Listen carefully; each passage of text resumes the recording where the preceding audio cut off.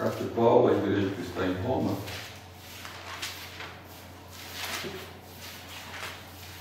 No capítulo 12,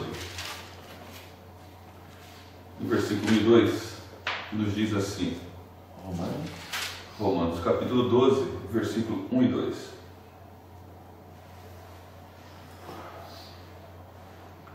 Rogo-vos, pois, irmãos, pelas misericórdias de Deus, que apresenteis o vosso corpo por sacrifício vivo, santo e agradável a Deus, que é o vosso culto racional. E não vos conformeis com este século, mas transformai-vos pela renovação da vossa mente, para que experimenteis qual seja a boa, agradável e perfeita vontade de Deus. Vamos ter uma palavra de oração. De irmão Michel para essa oração. Santo Deus, diante de Ti, estamos colocados ao trono de graça e misericórdia, em nome do Teu Filho amado Jesus, confiantes de que o Senhor aqui se faz presente e ouve a nossa petição. Pedimos a iluminação nesse instante de tudo que for ensinado, Deus amado, para que compreendamos somente a Tua verdade. Sim. Que os nossos corações sejam transformados, que tudo o que houver de falha ou de crença errada em nós ou nos ouvintes possam ser transformados, ó Deus, numa verdadeira fé pautada em Tua palavra, pois sabemos que é isto que o Senhor realiza, Santo Espírito, em nossas vidas. Então nos guia nessa noite, derrama a Tua graça sobre as nossas vidas, a Tua misericórdia e o Teu amor, nos levando a compreender, Senhor, qual é a Tua vontade para nós, transformando todo o nosso ser para a glória de Cristo, de Deus e a Tua mesma, ó Senhor. Amém, Pai. Em nome de Jesus. Amém. Amém. Irmãos, nós começamos a falar sem ser semana passada, na outra semana, falando sobre culto e falando que o culto é um instrumento unificador da comunidade adoradora. Aqui nesse texto, Paulo, tratando com os romanos, ao escrever aos crentes que estavam em Roma, ele fala a respeito do culto, ele aborda a reunião desses irmãos, de como eles deveriam apresentar-se diante do Senhor com o corpo. Na verdade, isso aqui é um exercício diário, é uma vida contínua, é algo ininterrupto, é algo que não tem como você fazer lá fora e não fazer aqui dentro da igreja. É algo que ele está dizendo de forma integral, onde existe aqui um sacrifício, e ele está tomando emprestado aqui esse termo lá do Velho Testamento, mostrando exatamente que o nosso culto é um sacrifício que nós apresentamos ao Senhor. E só que ele diz que é um sacrifício vivo, santo e agradável a Deus. O culto, nesse sentido, para o próprio apóstolo Paulo aqui, é um exercício como um sacrifício que nós prestamos de forma viva, santa e que agrada ao Senhor, é agradável a Ele, ao Senhor. Portanto, ele chama isso de culto racional, culto onde a mente é trabalhada, onde o intelecto se apresenta, não fica somente nas emoções, nas entrelinhas, até porque ele vai falar depois sobre a graça que foi dada a cada um, e no versículo 13 até o versículo de número 8, onde ele vai expor um pouco sobre exatamente esses dons espirituais que a igreja recebeu, ou que os irmãos da igreja, membros da igreja, membros do corpo, receberam uma capacitação para servir, para desempenhar. E muitas vezes envolvido com os dons, há uma questão emocional, há muita questão envolvida do nosso, não só na mente, mas na emoção. E isso nós vemos aí dia a dia. Muitos falando sobre dons, muitos falando sobre essa capacitação do Espírito, mas falando de uma maneira em que esta capacitação, essa forma que Deus nos dá para servi-lo, como algo que parece que fora do parâmetro da inteligência, do raciocínio, da racionalidade. Trabalha muito mais a questão emocional e deixa de fora o intelectual. Eu quero dizer para vocês que a fé, a razão, andam juntas com a emoção. As três podemos dizer que são até irmãs siamesas, prevalecendo a fé. Mas a fé não está ausente à razão, a fé não está ausente à emoção. E ele fala aqui no versículo de número 2, e não vos conformeis com este século. Não assumam essa forma, não vai tomando esse rumo, esse ritmo, essa forma que o mundo tem trazido. Ele diz, mas transformar, tem que haver uma transformação. E aí ele chama aqui essa transformação, essa metamorfose, que a palavra no original é esta, para mostrar que é algo que ocorre com aquele que é crente, que ele sai realmente para uma novidade de vida, uma renovação da mente. Ele vai olhar de maneira diferente, com um prisma diferente, vai enxergar as coisas com outros olhos. Não que ele vai deixar de ser humano, pelo contrário, mas ele vai usando a inteligência, a emoção, sim, a fé, para enxergar de maneira nítida aquilo que antes, como menino, ele não enxergava. Ou até, posso dizer, não como menino, mas até bem antes de ter realmente nascido de novo. Ele tinha uma visão totalmente mundana, diferente, e agora não. Um novo nascimento produziu nele um novo pensar. Só que com o passar do tempo, aquela forma vai amadurecendo. E Paulo dizendo, olha, eu quero que vocês sejam somente o seu coração, a sua visão transformada. E ele está falando sobre o culto, para que eles pensem qual seja a boa, agradável, perfeita vontade de Deus. Qual é a vontade de Deus para a sua vida? Deus quer que nós apresentemos como um sacrifício vivo, santo e agradável a Ele diariamente. Esse é o nosso culto.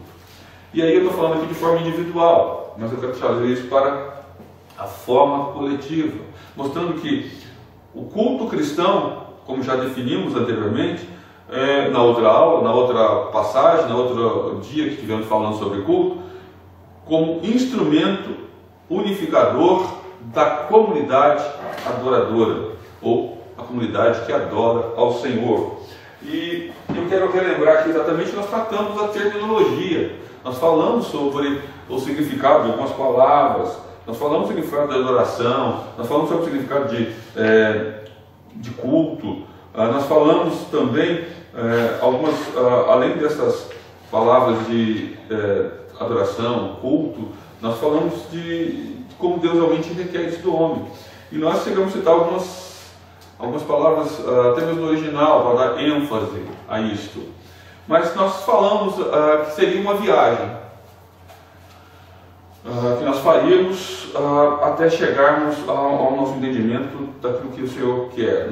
Logicamente, eu não estou aprofundando textos, eu não estou dando uma interpretação de palavras naquela exatidão, no sentido de que eu não estou parando em cima de palavras, a não ser naquilo que eu trabalhei aqui em termos de foi a terminologia, mas fora disso nós vamos dar um voo, e o nosso voo vai passar por algumas partes, e nós passamos então fazendo um panorama bíblico, chamamos de panorama bíblico.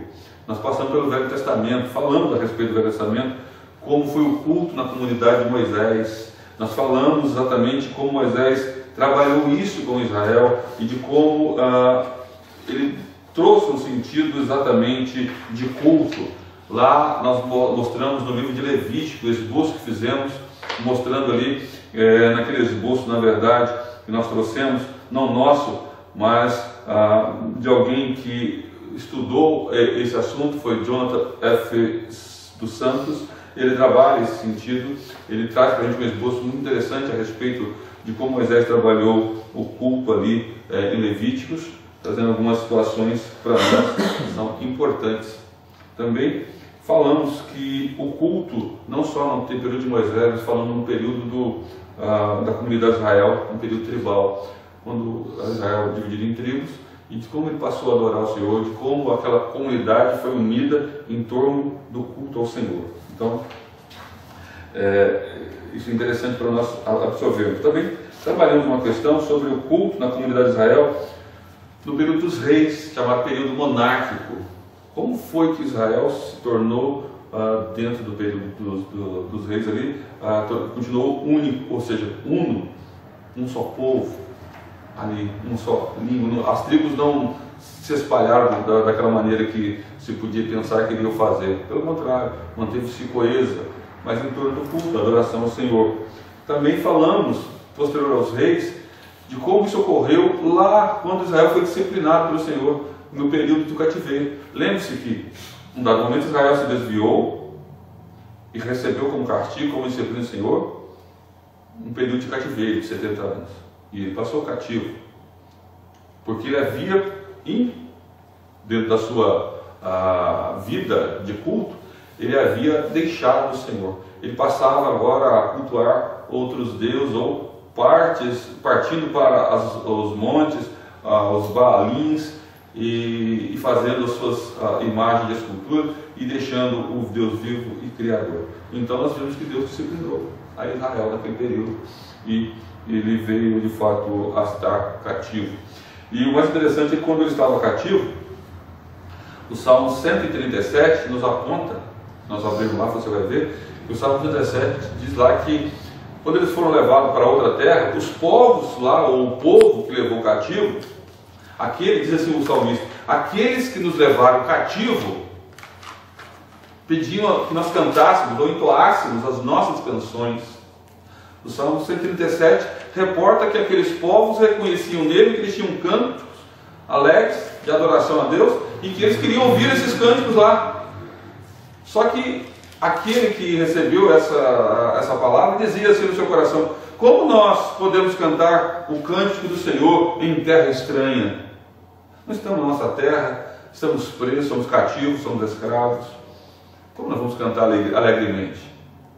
Parece um contrassenso, mas é exatamente, eles reclamavam desse período de cativeiro, lembrando que viera como disciplina do Senhor, anunciada por Jeremias, pelo profeta, que isso iria ocorrer, e ocorreu, e portanto eles estavam agora longe, um período difícil na vida de Israel.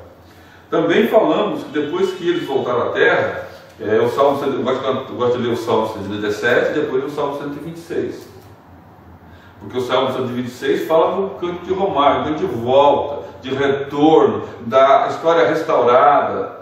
E dizia algo fantástico nos versículos que ali estão no Salmo 126. Vamos abrir lá e vamos ver como o Senhor tratou com Israel nesse período. Salmo 126. Ô Gilberto, você pode ler para nós? Qual versículo, pastor? 1, 2 e 3. Pode? Pode. Quando o Senhor restaurou a sorte de Sião, ficamos com quem sonha. Então a nossa boca se encheu de riso e a nossa língua de júbilo. Então entre as nações se dizia: grandes coisas o Senhor fez, o Senhor tem feito por eles.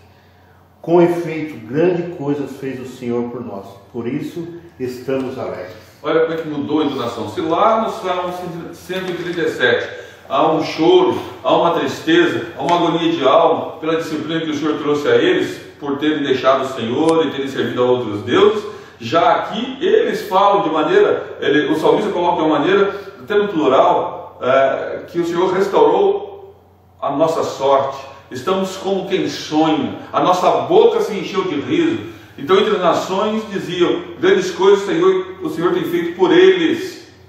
E eles mesmos repetiam: grandes coisas o Senhor tem feito por nós, por isso estamos alegres. Ou seja, está no plural. A nação foi chamada para cultuar o Senhor, para adorar o Senhor, para ter uma vida de culto, para ter realmente um procedimento que agradasse o Senhor.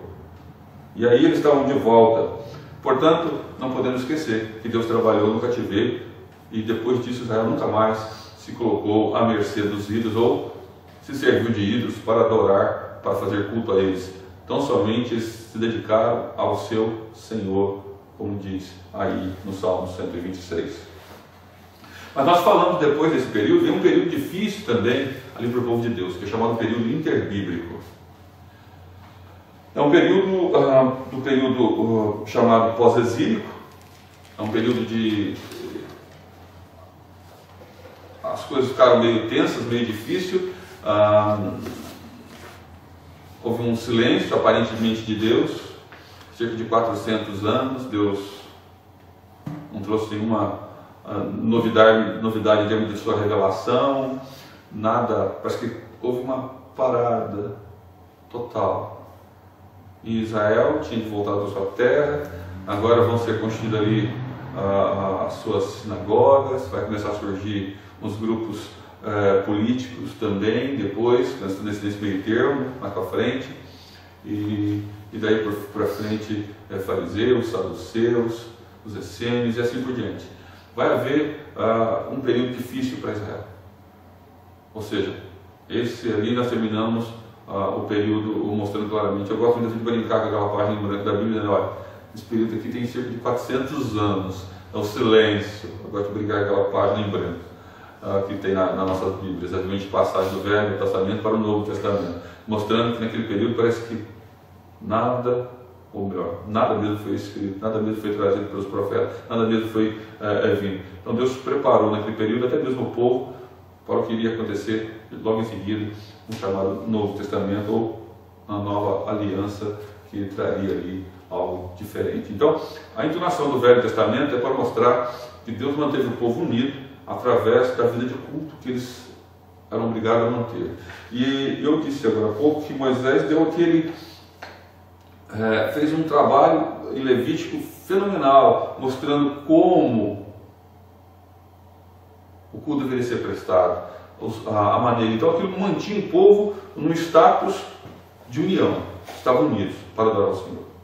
Então esse é um sentido que nós devemos perceber ali dentro disso aí.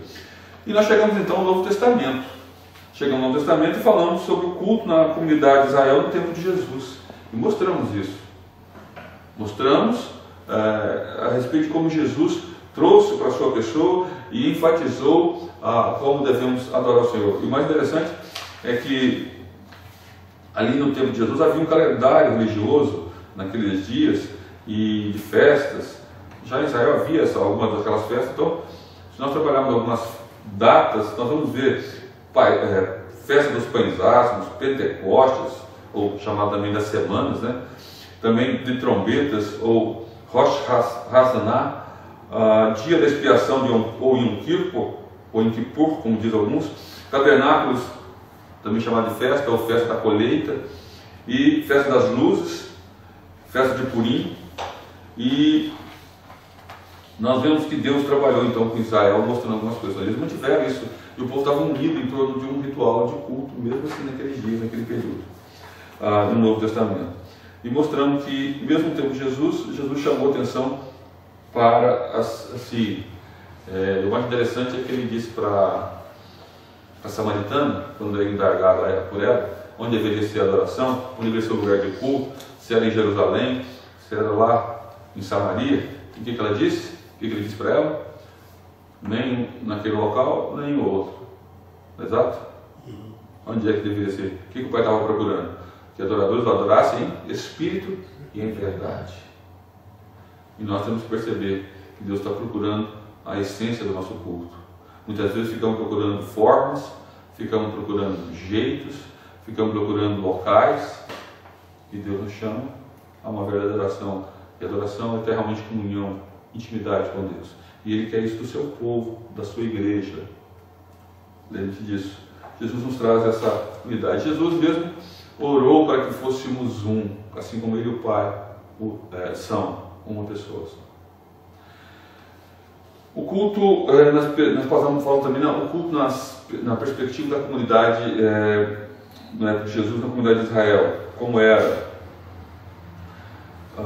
Dissemos algumas coisas lá da samaritana, agora há pouco, apontando de como eles pensavam o culto, de como eles tinham o templo como referência, e havia uma disputa ali com os samaritanos pelo local, e Jesus quebra esse paradigma dizendo: olha, Deus está procurando os adoradores que o adorem em espírito e em verdade, mostrando também o chamamento à unidade. O culto nas comunidades paulinas. Bom, depois que a igreja acabou sendo praticamente expulsa das sinagogas, né, e não podia mais ter, se espalhou pelas casas, aonde foi chegar o Evangelho. Ali praticamente alguns locais, alguns lugares acabaram aparecendo como locais de culto.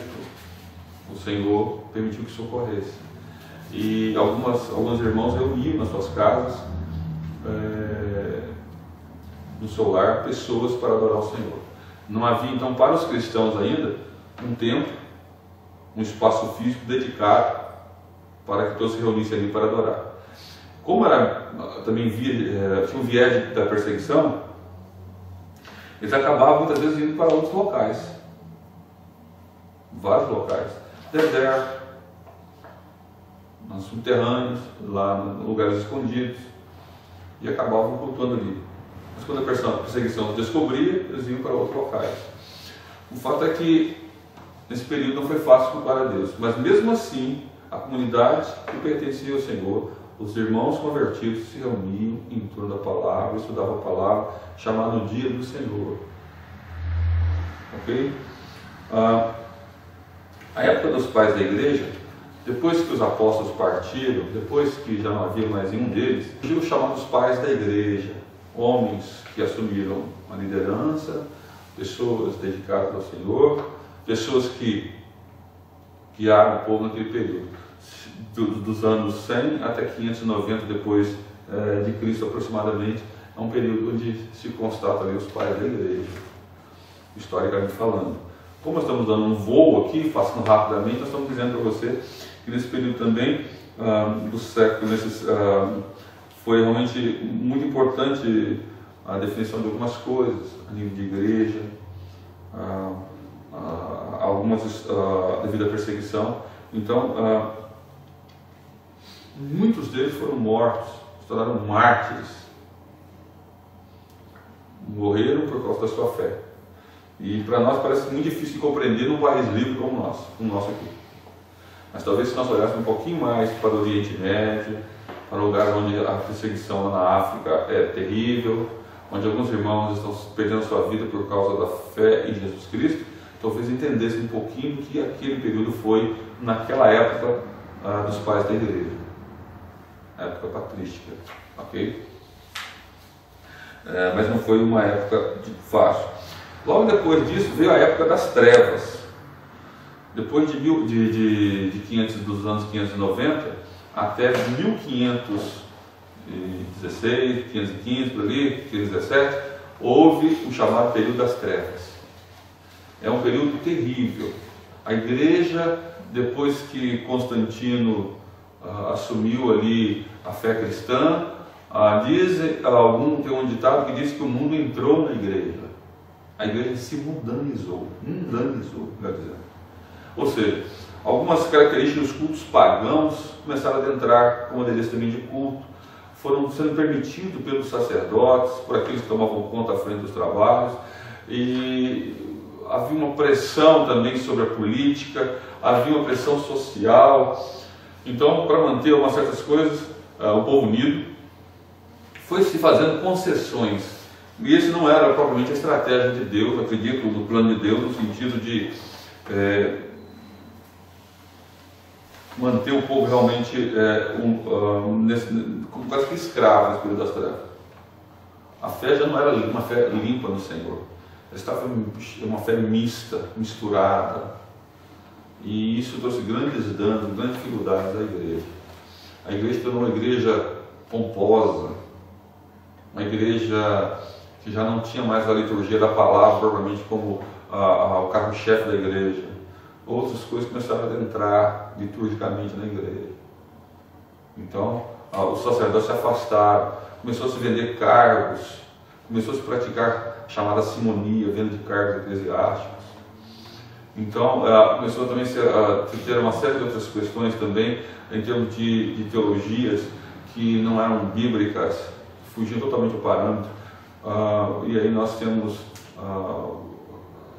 uma série de situações que nos advertem. Quando Lutero tem um encontro pessoal com o Senhor, ele vê que não era pelas suas obras que a pessoa é salva.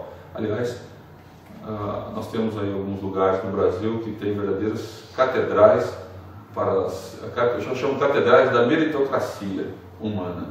As pessoas pagam através de penitência, de obras, a fim de lembrar-se do seu purgatório, vai purgando os seus pecados para que retire outros de lá, e assim vai trazendo uma série de ofertas, de riquezas para a igreja em termos monetários, mas a vida espiritual está morta, vazia de Deus.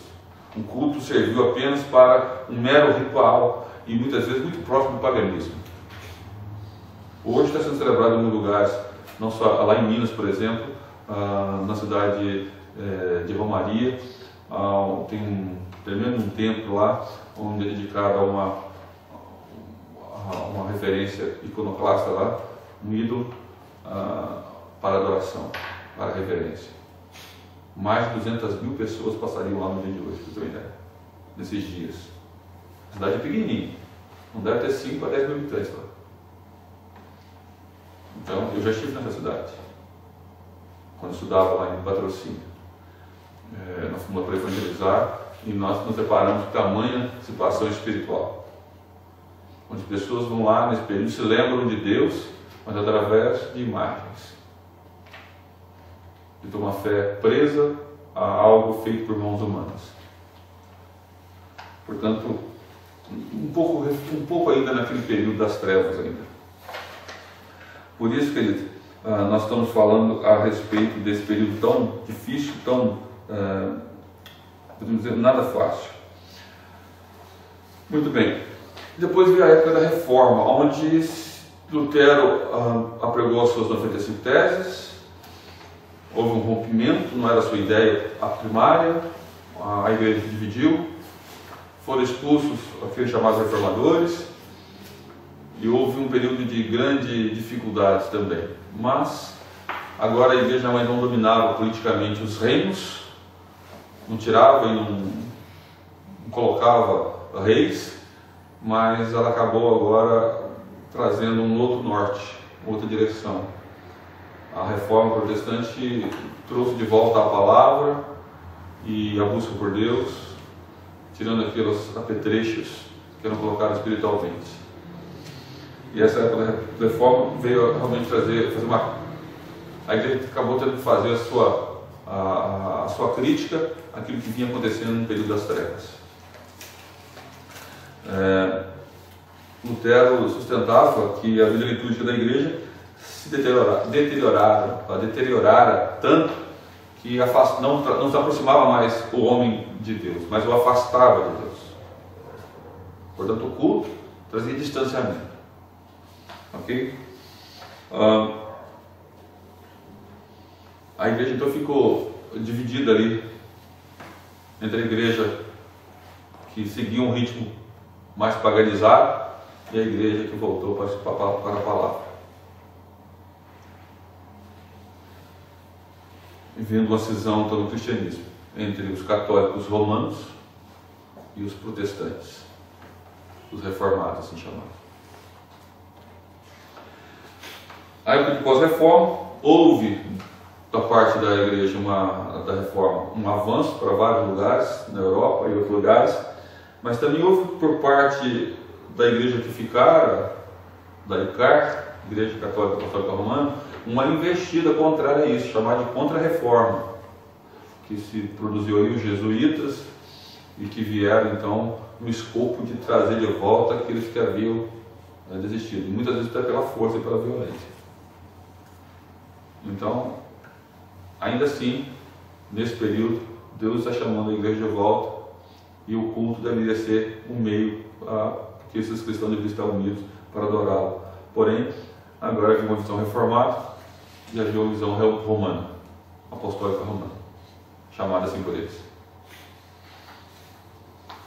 E chega até a época atual, onde temos aí uma igreja que chegou também posterior à reforma.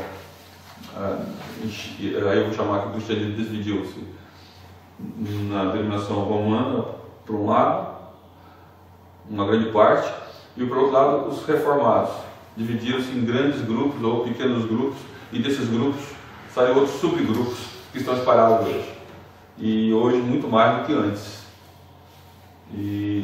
Mas existem as igrejas da época da reforma, como a fruto da reforma, como a nossa igreja presbiteriana do Brasil. Portanto, nós trouxemos aí um pouco da história. E o culto nesse período, os reformados têm sempre chamado a atenção de que o culto que Deus aceita é aquele que Ele mesmo requer do homem. Ele que determina a forma de cultuar, o jeito de cultuar, as suas regras. Não importa que os adoradores o ouçam quanto à adoração. Bom, eu entro um pouco na questão do panorama chamado teológico, porque ele é de suma importância. Então nós falamos um pouquinho sobre o fundamento do culto agora. Isso que nos interessa hoje é o fundamento do culto. fundamento dentro dessa visão panorâmica na teologia, já que defendemos até agora que o culto é instrumento unificador da comunidade adoradora. Não tem dúvida, não sei se você tem dúvida sobre isso, que Jesus chamou para ser um dele. E eu gosto de um termo lá de, quero ler o texto bíblico, abra sua Bíblia, por favor, um texto que está no verso centro, no capítulo 4 de Efésios 4. Eu pedi para cada um ler um versículo, capítulo 4, versículos de 1 a 6. Eu vou começar lendo o versículo 1 e os irmãos, cada um lê um versículo, ok? Efésios 4, de 1 a 6, diz assim: Rogo-vos, pois eu, prisioneiro do Senhor, que andeis de modo digno da vocação a que foste chamados, com toda a humildade e mansidão, com longanimidade, suportando-vos uns aos outros em amor, esforçando-vos diligentemente por preservar a unidade do Espírito no vínculo da paz. Há somente um corpo e um Espírito, como também fostes chamados numa só esperança da vossa vocação. Há um só Senhor, uma só fé, um só batismo. Todos juntos? Um só Deus e Pai de todos, o qual é sobre todos, age por meio de todos e está em todos. Ele está falando da unidade da fé aqui, Paulo. Ele está trazendo aquele escopo em que nós somos um só povo, nós temos um só Deus, nós somos guiados por um só Espírito, temos de fato um só batismo, ou seja, temos a nossa confissão de fé aqui presente, bem aqui. E depois ele vai trabalhar novamente sobre os dons. No versículo 7 em diante, ele vai falar que Deus nos capacitou, nos deu dons, nos deu um presente, nos deu uma capacitação para servi-lo e como nós devemos servi-lo em amor. E Paulo trabalha exatamente esta ideia a respeito desse sentido que nós estamos abordando. Portanto, qual é o fundamento então do culto cristão? Nós podemos trabalhar algumas questões sobre, olhando o Velho Testamento, na perspectiva de que Jesus lhe apresenta, ou seja, o Messias que viria, Jesus Cristo, revelado lá depois do período interbíblico, né? No preparo que João Batista veio fazer, Jesus se apresenta e ele é aquele que passa a ser o centro, ele chama a responsabilidade para si, ele reinterpreta ou ele interpreta aquilo que estava no Velho Testamento. Ele traz a ideia clara da encarnação, de que Deus visitou o homem e claramente ele é Deus. Isso eu não tenho dúvida, você não tem dúvida sobre isso, de que Jesus é Deus. E de que, entanto, Deus vai aceitar o nosso culto através da sua pessoa. Então isso está centralizado nele. Portanto, o fundamento do culto, nós podemos começar por aí, dizendo que Jesus é o centro do culto da igreja. A igreja, na verdade, adora a Deus através dele, por meio dele, para ele. Jesus é adorado por ser o próprio Deus. Ele é o Filho de Deus. Ele é o Salvador. Ele é o amigo de todas as horas. Jesus Cristo, portanto, é o principal personagem do Velho Testamento e do Novo Testamento. A atenção está voltada para ele. Assim, o fundamento do culto cristão se encontra, se reside nele, tem a sua residência nele. E nós podemos ver isso de uma maneira muito interessante. Jesus viveu aqui na Terra de maneira litúrgica, ou seja, ele trabalhou. O que nós falamos de liturgia? Liturgia é trabalho, é exercício, a qual Deus nos chamou para ele, para sermos dele, para servi-lo. Portanto, nós vamos lembrar isso aí. E é através da sua vida, da vida de Jesus, que vem realmente a verdadeira adoração a Deus. Quando estamos servindo, estamos amando Jesus, estamos nele, nós estamos apresentando a nossa vida como um sacrifício vivo, santo e agradável ao Senhor. A vida de Jesus, nós devemos olhar pela obra também que ele realizou, Ele destruiu os intentos do inimigo. Gilberto, 1 João 3,8, por favor. Olhar, por favor, Romanos 5,10. Ele destruiu os intentos, as ações do inimigo. E ele salvou o homem, tornando-o novamente amigo de Deus pela sua morte. Pode ler. Aquele que pratica o pecado procede do diabo, porque o diabo vive pecando desde o princípio. Para isso se manifestou o Filho de Deus, para destruir as obras do diabo. Ok, Jesus então veio e destruiu as obras do diabo. Agora veja, Romanos 5,10, o que diz? Porque se nós, quando inimigos, fomos reconciliados com Deus mediante a morte do seu Filho, muito mais, estando já reconciliados, seremos salvos pela sua vida. O J.J. von Allmen diz o seguinte: a vida inteira de Jesus só tem sentido em termos dessa libertação e reconciliação.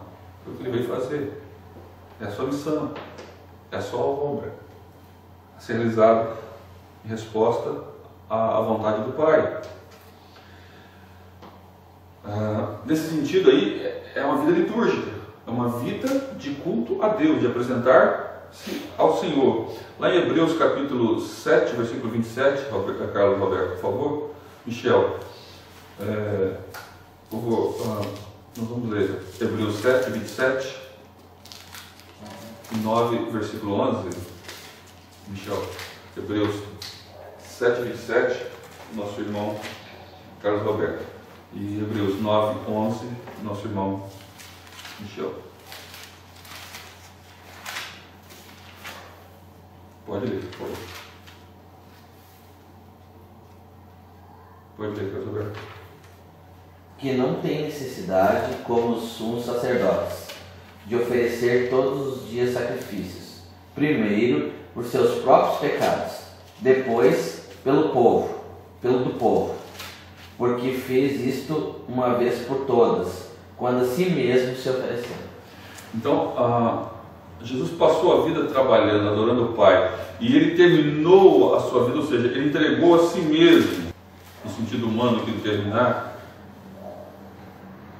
servindo como um ato de culto a Deus, como uma oferta a Deus, por favor. Quando, porém, veio Cristo como sumo sacerdote dos bens já realizados, mediante o maior e mais perfeito tabernáculo, não feito por mãos, quer dizer, não desta criação. Ou seja, um ato de vida totalmente cultico a Deus. Ele foi de forma consagrada, ele foi um adorador de forma especial, ele de forma perfeita, sem pecado. E é por meio dele que apresentamos nosso culto. Jesus Cristo é o nosso Senhor e Salvador. Esse mesmo J.J. von Allmen diz que a igreja que estava nascendo naqueles dias entendeu dessa forma, entendeu Jesus dessa forma. Ele diz, para citar apenas um exemplo, as duas narrativas em que este escritor descreve as manifestações do Cristo ressurreto parecem descrever a própria estrutura da adoração na igreja nascente. Aliás, por favor, abra para mim Lucas 24, versículo 35, versículo 13 e depois versículo 35. Naquele mesmo dia, 2 deles estavam a caminho para uma aldeia chamada Emaús, distante de Jerusalém 60 estádios. Agora o versículo 35. Entre 13 e 35 tem aí os aspectos dessa estrutura da adoração que Jesus vai apresentar. Versículo 35. Então os dois contaram o que lhes acontecera no caminho e como fora por eles reconhecido no partir do pão. Quem é que estava nessa caminhada aí? Os discípulos de Emaús, na caminhada de Emaús, não é isso? Na cidade. Eles têm um encontro com Jesus. E eles então começam a conversar. E nessa conversa, Jesus se apresenta a eles. Jesus começa a reportar algumas coisas a eles. Então eles sentem o coração arder. Não é isso que ele fala? E eles então, Jesus estava trazendo eles de volta ao centro da sua vida. Ou seja, não que Jesus estivesse fora deles, mas o fato é que Jesus estava apresentando o Evangelho como vivo, como um sacrifício vivo, santo, a Deus, e que a sua vida estava muito a perfeita adoração. No versículo 36, você leu? Não, 5. 24, 35, 36 agora. 36. Falavam ainda essas coisas quando Jesus apareceu no meio deles e lhes disse: paz seja convosco. E aí, até o versículo 53, vai ser trabalhada exatamente essa ideia. Jesus se apresentando, Jesus se mostrando, Jesus dizendo que a sua obra é esta: salvar o pecador. Assim, vincular o culto cristão à vida de Jesus, no culto à vida de Jesus, na qual se encontra não só o seu fundamento, como a sua justificação. Ou seja, é na pessoa de Jesus que nós somos justificados, e é na pessoa de Jesus que nós justificamos o ato de cultuar a Deus através da pessoa dele, porque ele fez uma vida de culto ao Senhor.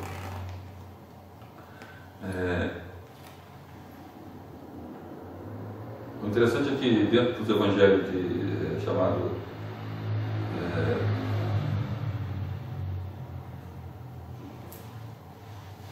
sinóticos, traz essa mesma visão estrutural. Quando você vai ler os evangelhos sinóticos, você trabalha aquela diferença que existe, e vendo ali dentro daqueles evangelhos o aspecto de Jesus, vai ver que ele traz esse mesmo sentido estrutural. E eu quero ler o que J. von Allmen relata. Ele diz: devemos lembrar, acima de tudo, que o próprio plano dos evangelhos sinóticos corresponde à ordem de culto que, sem dúvida alguma, remonta aos tempos apostólicos e se tornou tradicional. Assegurada a presença de Cristo, uma primeira parte, o ministério na Galileia tem como tema central a pregação de Jesus, o chamamento dirigido aos homens e a decisão que se lhes defronta.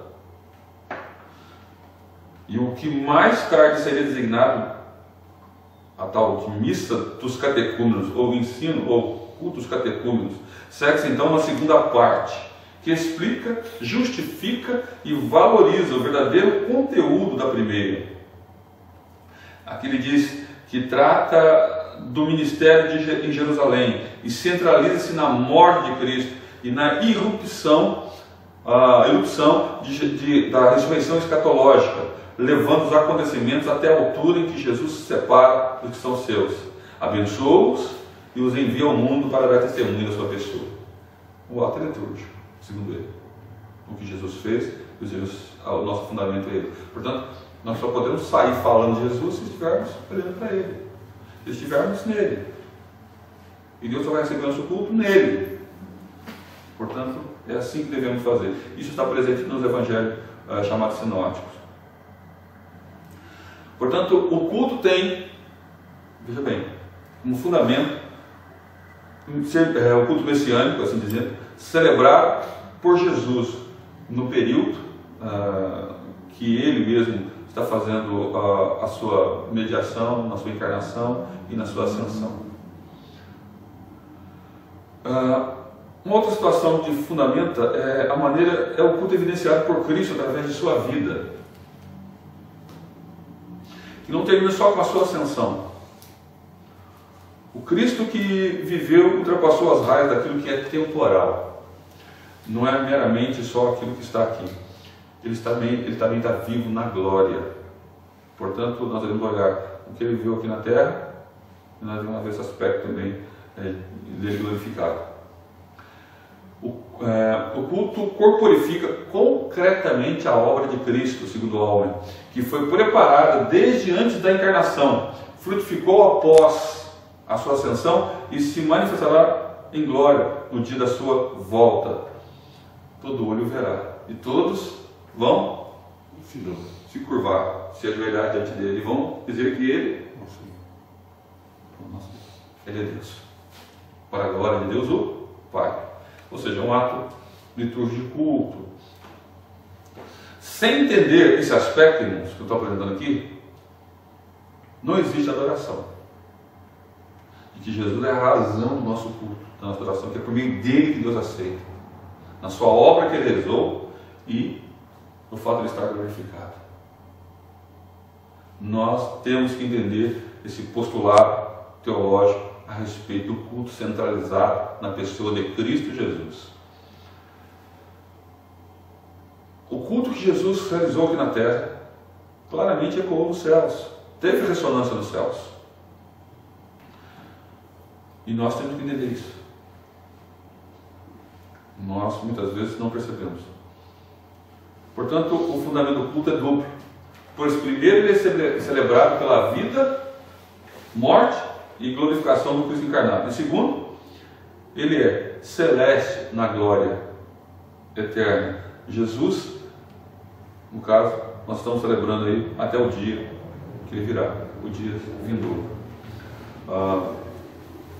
Nesse sentido, Jesus é o instrumento unificador da comunidade que eu adoro. Eu gosto de usar uma expressão que, se Jesus estiver presente no culto, não é culto, é uma reunião qualquer. Não faz sentido. Se o culto não for de Jesus, se você introduzir qualquer outro aspecto, ele perde sentido teológico, ele perde sentido bíblico, ele deixa de ser realmente o culto cristocêntrico, ele passa a ser antropocêntrico, vai colocar outra coisa no centro, menos Jesus.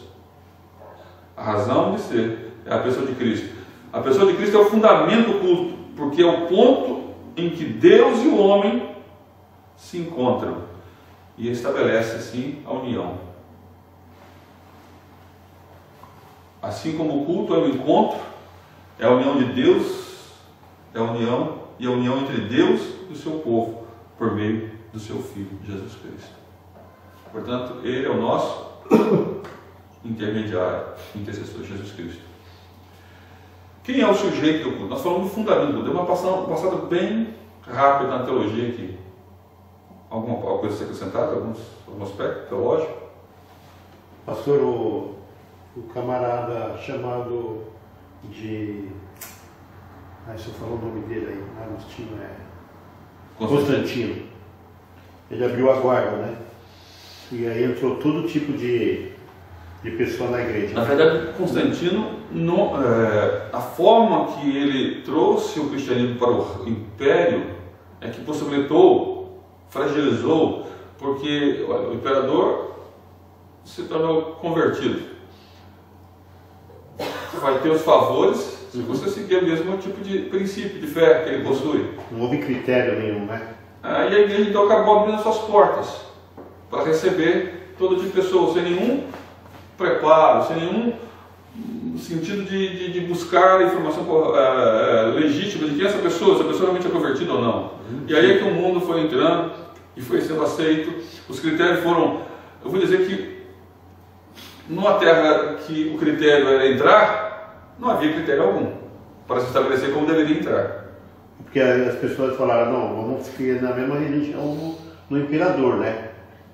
Porque a gente fica bem na foto se a gente ser da mesma religião. Aí Jesus, teologicamente, podemos dizer que essas vidas estavam vindo devido a um favor antropocêntrico e não um favor cristocêntrico. Se Constantino encontrou Jesus, ou seja, foi salvo por ele entendeu assim, mas o fato de ele ser imperador, ele possibilitou, nesse sentido, se a conversão dele foi ou não foi, eu não vou discutir isso, mas eu estou dizendo, o que veio depois dele foi uma abertura para o antropocentrismo na igreja. As suas necessidades, os seus critérios próprios serem estabelecidos, e não a palavra de Deus. Com isso, abriu-se um leque, aí chamado de Era das Trevas, onde tudo veio, tudo se tornou, e dizendo que aquilo era somente o cidadão, já não estava mais centralizado na pessoa de Cristo. Não é o conselheiro, a verdade vos libertará. Não, se você está dentro da igreja, você está salvo, mas não é a igreja que salva. A igreja não é o centro da salvação. Jesus é o centro da salvação. E para isso ele tem parâmetros. Ele coloca algumas observações.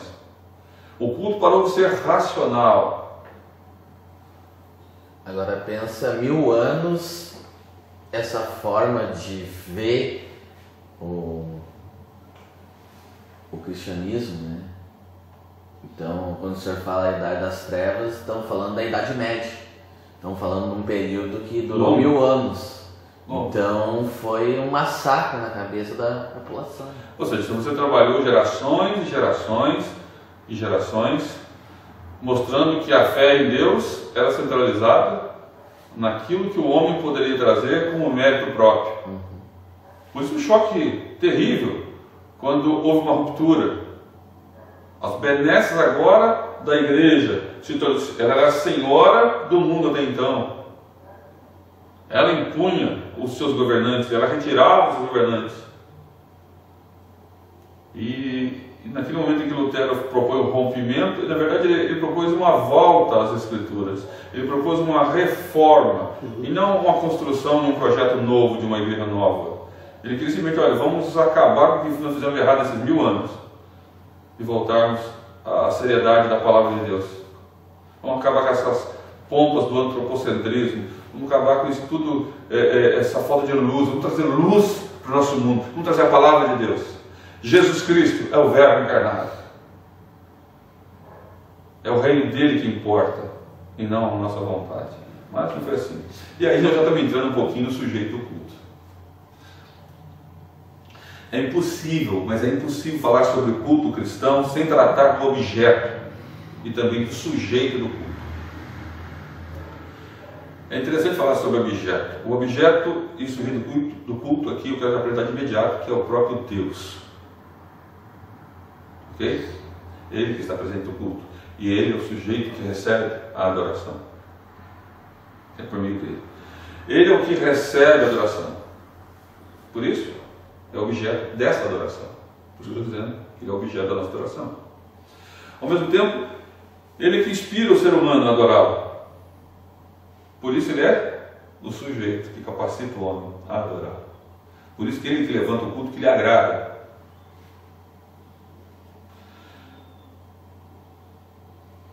Mas quem é Deus?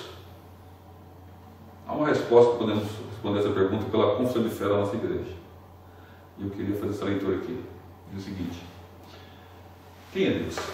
Há um só Deus vivo e verdadeiro, o qual é infinito em seu ser e perfeições. Ele é um espírito puríssimo, invisível, sem corpo, membros ou paixões. É imutável, imenso, eterno, incompreensível, onipotente, onisciente, santíssimo, completamente livre e absoluto, fazendo tudo para a sua própria glória e segundo o conselho da sua própria vontade, que é reta e imutável, e cheio de amor, é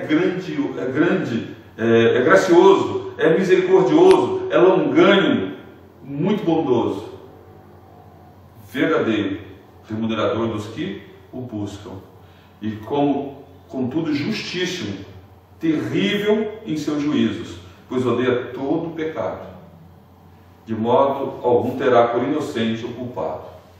Aí nós temos algumas referências que a própria confissão coloca para nós lá, como Deuteronômio, capítulo 6, versículo 4, 1 Coríntios 8, versículo 4 e 6, e outros textos que vão se seguindo ali. E o mais interessante é o seguinte: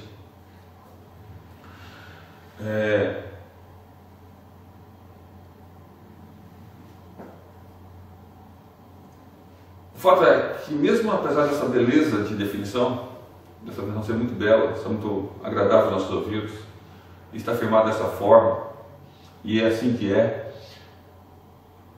Deus é um ser indefinível. O que nós apresentamos foi apenas uma pequena análise. Não há como eu definir Deus, porque senão Ele seria limitado. Ele seria limitado pela nossa definição. Interessante isso que nós falamos. E, portanto, ele é o objeto da minha adoração, mas ao mesmo tempo ele me capacita para adorá-lo. Ele é o sujeito. Ou seja, mesmo eu o adorando, ele é aquele que eu faço referência como objeto do meu culto, concreto ali no fato de ele existir. Ao mesmo tempo eu tenho que entender que para me fazer esse tipo de adoração, ele é que tem que me capacitar. Senão eu não consigo. Porque ele é, no sentido aqui de definição humana, ele não tem uma definição, ele é definível humanamente falando. Porque senão ele não seria Deus, nós é que passaríamos a ter uma consciência igual a dele, para defini-lo. E nós não somos igual, nós fomos criados por ele. Somos criaturas das suas mãos. Na verdade, do que se pode conhecer, já foi revelado em sua palavra, que nós podemos apresentar como uma breve análise que nós falamos aqui, a respeito da sua pessoa. Nesse sentido, Deus é transcendente, está acima de tudo e de todos, e habita aqui entre nós, chama de Deus imanente. E às vezes nós não percebemos isso, né? Nós estamos tratando com um ser que é muito superior, infinitamente superior a nós. Nós relativizamos a sua presença, a sua existência, o seu ser. E quando nós falamos de ele ser objeto de culto, nós não estamos dizendo que ele é um objeto como se fosse uma imagem. Estamos dizendo que ele não tem membro, ele não tem corpo. Ele é um ser puríssimo, espírito. Ok? Quer falar, Roberto Carlos? Sim, então ele é transcendente porque somente ele tem esses atributos. É isso? Não é porque, não estou dando essa definição, porque ele é assim. É transcendente porque, não, ele é transcendente, ponto. Não posso resumi-lo dessa forma. Qualquer outra definição, ele é transcendente porque eu estaria começando a defini-lo. Eu gosto de pensar de maneira diferente. Lembrando que Deus que nos criou a sua imagem e semelhança. E nós estamos falando aqui no sentido espiritual, nós estamos falando aqui naquilo que Ele nos dotou alguns atributos chamados de comunicáveis, que pertencem a Ele e que Ele gentilmente, amorosamente passou a criatura, nós seres humanos. Mas há atributos incomunicáveis que somente pertencem a Ele. É o caso aí da sua transcendência, onipresença, onisciência, onipotência. Ok? Já a santidade, ser de santo porque eu sou santo. É uma ordem até. Então ele é santo. Mas nós devemos ser santos porque ele é. Pastor, o senhor falou usou um termo aí, imanência e transcendência. Transcendência, é perto e longe, né? Ao mesmo tempo que ele está, mas eu posso dizer, Deus está aqui, mas ao mesmo tempo ele está onde? Em todo lugar. Porque eu lembrei daquela música, pastor, que cantávamos. É o Deus de perto e não de longe. Sim. Porque essa uma equívocazinha ali. Né? Na verdade, talvez a expressão que ele queira usar ali, talvez em alguns tipos de situação, do distanciamento de Deus por nós. Às vezes porque nós temos que entender às vezes que os cantores eles são frágeis teologicamente, porque eles não entram nessa questão teológica muito, dos compositores. E deveria ser feito um pouco mais, às vezes acuradamente, dentro de uma boa teologia, algumas expressões. Porque tem uma liberdade poética para fazer. Poética e emocional apenas, muitas vezes. E nós vimos na semana passada sobre a música no culto, que o pastor Cid Caldas nos trouxe um parecer que nós devemos tomar cuidado com as emoções, para que ela não apague a centralidade do nosso culto. Ou seja, que é Deus, que é o Jesus Cristo. A nossa mente deve estar ali presente. Por isso faz bem você lembrar. Eu não estou fazendo crítica ao poeta e ao escritor, mas o que ele quis dizer com isso? Aí nós temos que tentar procurar. O que ele quis dizer? Qual é a experiência dele? Ao que ele está se referindo que ele não é Deus de perto, mas não é de longe? Qual é o sentido dessa frase para o Só que ele não está presente para explicar isso para nós. Aí nós levamos para o culto e cantamos e adoramos a Deus. Aí nós vamos na emoção, não pela letra, o conteúdo dela. Embora seja quando nos traz aquela beleza poética, nosso coração se agrada. Mas Deus se agradou? E nós temos que tomar cuidado com isso. Então nós temos que perceber. De acordo com o que até agora nós dissemos, o homem não pode conhecer a Deus de um conhecimento absoluto, não é essa possibilidade, de maneira total, ou mesmo sondar as profundezas infinitas de Deus, do ser divino. Não há como ser feito isso. Mas o que nós estamos tentando mostrar aqui é que esse que é o nosso objeto da nossa adoração, e ao mesmo tempo ele é o sujeito da nossa adoração, ele pode ser conhecido pelo homem nessa forma que ele é apresentado nas Escrituras. E podemos colocar sim um sentimento real e verdadeiro nessa relação para com ele. como sendo aquele que merece a minha adoração e no qual Ele mesmo me capacita para adorá-lo. E aí eu posso dizer que não é a parte do homem o buscar a Deus, mas é Deus que se deixa conhecer pela sua auto-revelação. É Ele que se auto-revela, Ele que se mostra quem Ele é, e está diretamente ligado ao seu ser, dele trazer para nós quem Ele é. Pode dizer que é uma descrição aqui geral, quando nós apresentamos, fazendo uma análise de quem Ele é, não profunda. Ok? É isso que nós temos que dizer aqui. Dentro dessas descrições que encontramos sobre alguns elementos de como Deus é, ou seja, Deus é puramente Espírito, lá em João capítulo 4, no versículo 24, no encontro com a samaritana, quando ele se propõe a conversar, ele se apresenta como Deus realmente assim. Ele é Deus pessoal, lá em João 14, versículo 9. Leia para mim, por favor, Carlos Roberto. Deus é infinitamente perfeito. Lá em Êxodo 15, 11. Michel. João 14, 9. Pode ler. Disse-lhe Jesus: Filipe, há tanto tempo estou convosco e não me tens conhecido? Quem me vê, a mim vê o Pai. Como dizes tu, mostra-nos o Pai? Deus pessoal. Na pessoa de Jesus Cristo, Ele apresenta o próprio Deus, a segunda pessoa. Alguém já disse que se você quiser ver Deus, é necessário que você vá a Jesus Cristo, a segunda pessoa da Trindade, porque Ele é o Deus encarnado. Nós temos que entender isso. Próximo texto? Êxodo 15, 11. Isso. Ó Senhor, quem é como Tu entre os deuses? Quem é como Tu, glorificado em santidade, terrível em feitos gloriosos, que opera maravilhas? Deus, nesse caso, se apresenta de maneira perfeita, infinitamente perfeita. Portanto, Deus e suas perfeições são um só. Não há como tirar a harmonia das suas perfeições em relação a Ele. Agora Ele é mais justo, agora Ele é menos justo. Agora Ele é mais sábio, agora Ele é menos sábio. Não, Deus é sábio, ponto. Deus é. Eu não tenho que ficar discutindo se Ele está sendo mais ou menos. Nós muitas vezes temos as definições meramente humanas colocadas dessa maneira, e não é assim que prestamos, de fato, devemos prestar um culto a Ele dessa maneira. E aí, o homem vai se relacionar com Deus tendo a sua vida de culto. E a sua vida de culto é diária. Por isso que lemos lá atrás, Romanos capítulo 12, versículo 1. Por você ser um sacrifício vivo, santo e agradável a Ele. É assim que ele se relaciona, o homem se relaciona com um Deus santo, puro, justo, amoroso, criador, poderoso, salvador. Tudo o que nós falamos aqui a respeito da pessoa de Deus. Ou muito mais do que eu falei aqui nessa noite. Deus é no seu ser infinito. E aí eu quero dizer algo para você.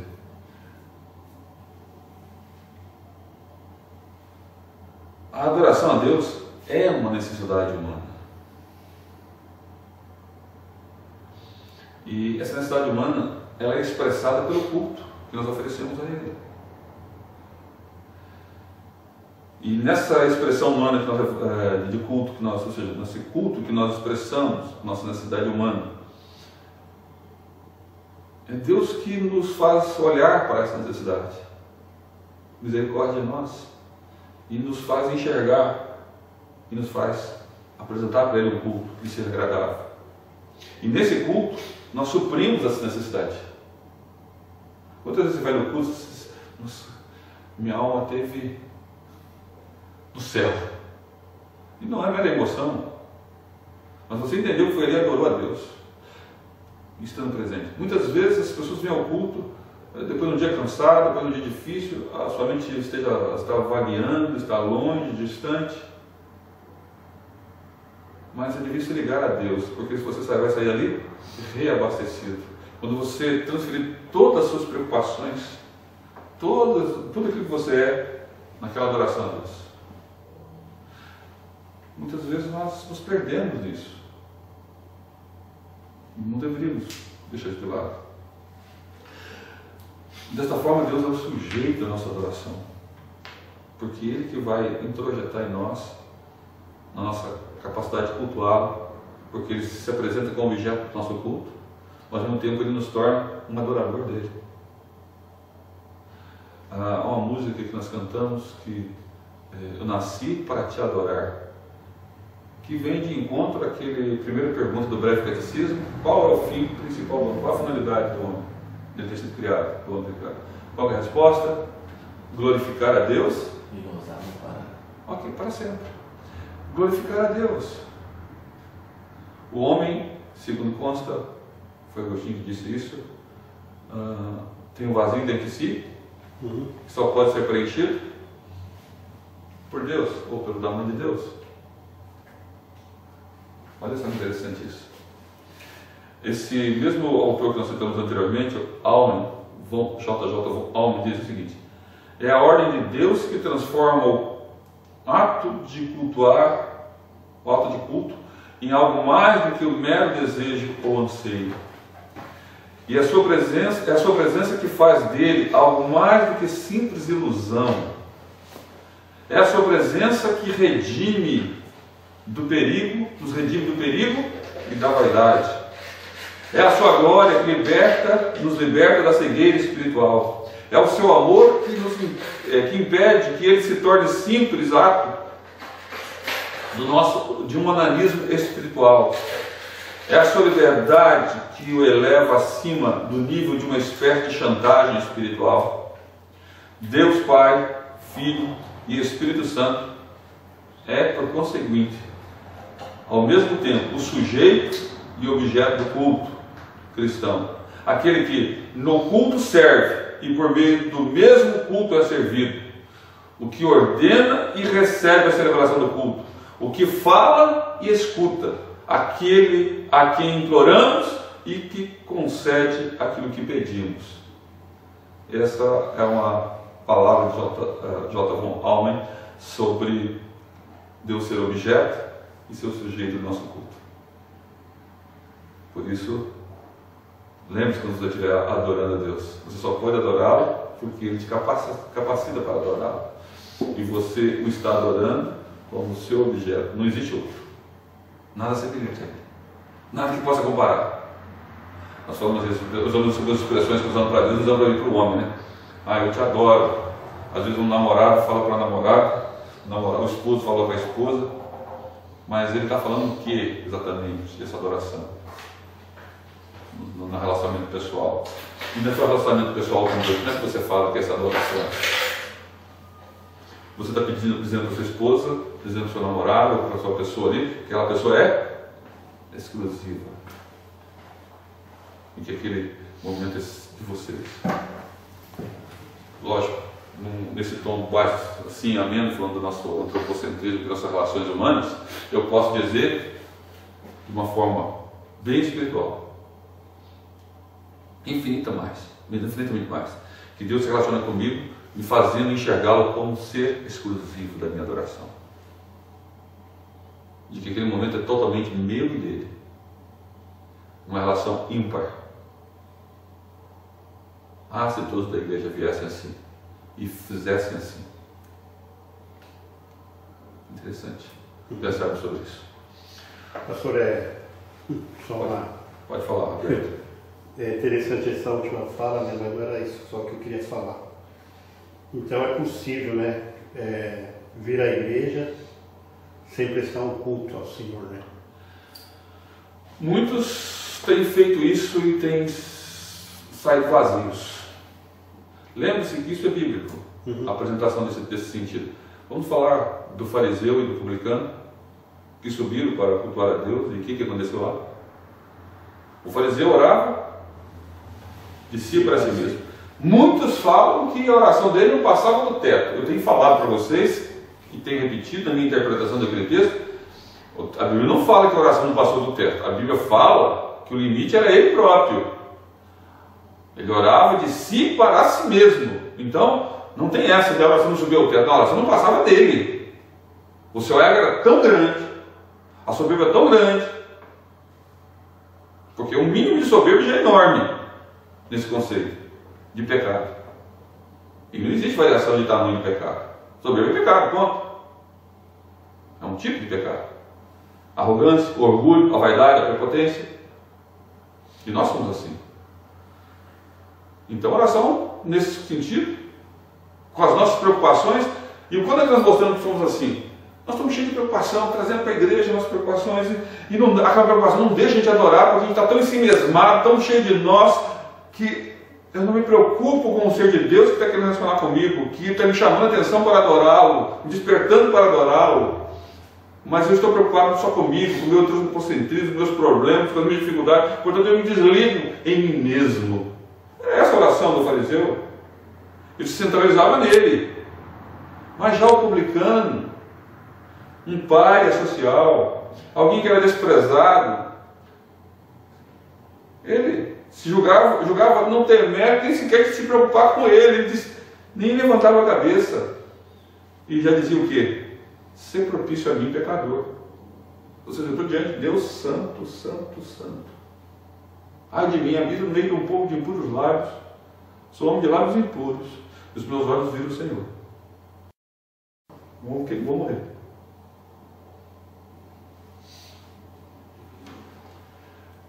É algo muito interessante. Não percebemos isso. E aí é que está essa noção de que a pessoa pode vir à igreja muitas vezes e não adorar a Deus. Ela pode muitas vezes gostar da música, ela pode gostar do irmão, ela pode gostar da companhia, ela pode gostar de alguém, ela pode gostar do ambiente, mas ela não está colocada em essência ali na pessoa que é central. O seu ser não está, como é que diz o Carlos Rosa? Conectado no Wi-Fi de Deus. Conectado com esse Wi-Fi de Deus, com esse ser de Deus. Com o ser de Deus. Ele está dando interferência, dando ruídos. Nós estamos tentando tirar das gravações. Queridos, muitas vezes nossa relação com Deus, não é Deus que produz os ruídos, somos nós. E na sua misericórdia, Ele fica tentando mostrar, porque o Espírito Santo fica nos ensinando toda a verdade. Aí existem as falsas teologias que surgem daí, desses conceitos meramente humanos. Quem está sentindo Deus aqui? Ah, eu estou, pastor. Ah, eu não estou, pastor. Aí um dia fizemos esse teste na igreja lá, que eu estava. Quem está sentindo Deus? Aí, levante a mão. Aí eu não tinha levantado a minha, né? Só falei para falar, para fazer. E aí falei aí vi com os irmãos também não tinha. E estava lá, tudo atento assim, ligado. Aí eu falei assim, graças a Deus que eu e meus irmãos aqui não sentimos Deus. Por que você não sente Deus, irmão? Será que é pelo mesmo motivo que eu? Eu tenho certeza de estar aqui, apesar do meu sentimento. Por que Ele prometeu estar onde 2 ou 3 se reúnem em seu nome? Não foi eu que prometi, foi Ele que prometeu. Eu tenho que ter certo que Ele está ali, independente de eu estar sentindo ou não. Aí não vai ter culto da semana passada melhor do que o da semana seguinte. Não vai depender das minhas emoções. Não vai depender de uma pergunta. Não vai depender do cântico. Não vai depender daquele abraço ou de estar no meio de um ambiente meramente assim, aconchegante. Eu vou estar entendendo que Deus está ali, que eu vou ali por causa dele. E juntos vamos cultuá-lo, vamos amá-lo, nesse sentido. E a gente está falando um pouco dos adoradores no culto, porque a Bíblia descreve o homem como tendo a imagem e semelhança de Deus. Ele é a coroa da criação. Lá em Gênesis 1, 26 e 27 mostra claramente que Deus criou o homem e Deus destacou como de fato é a coroa da criação. No sentido mais restrito, esse homem tem a imagem de Deus nas qualidades espirituais, como foi criado. A saber, o verdadeiro conhecimento, retidão e santidade.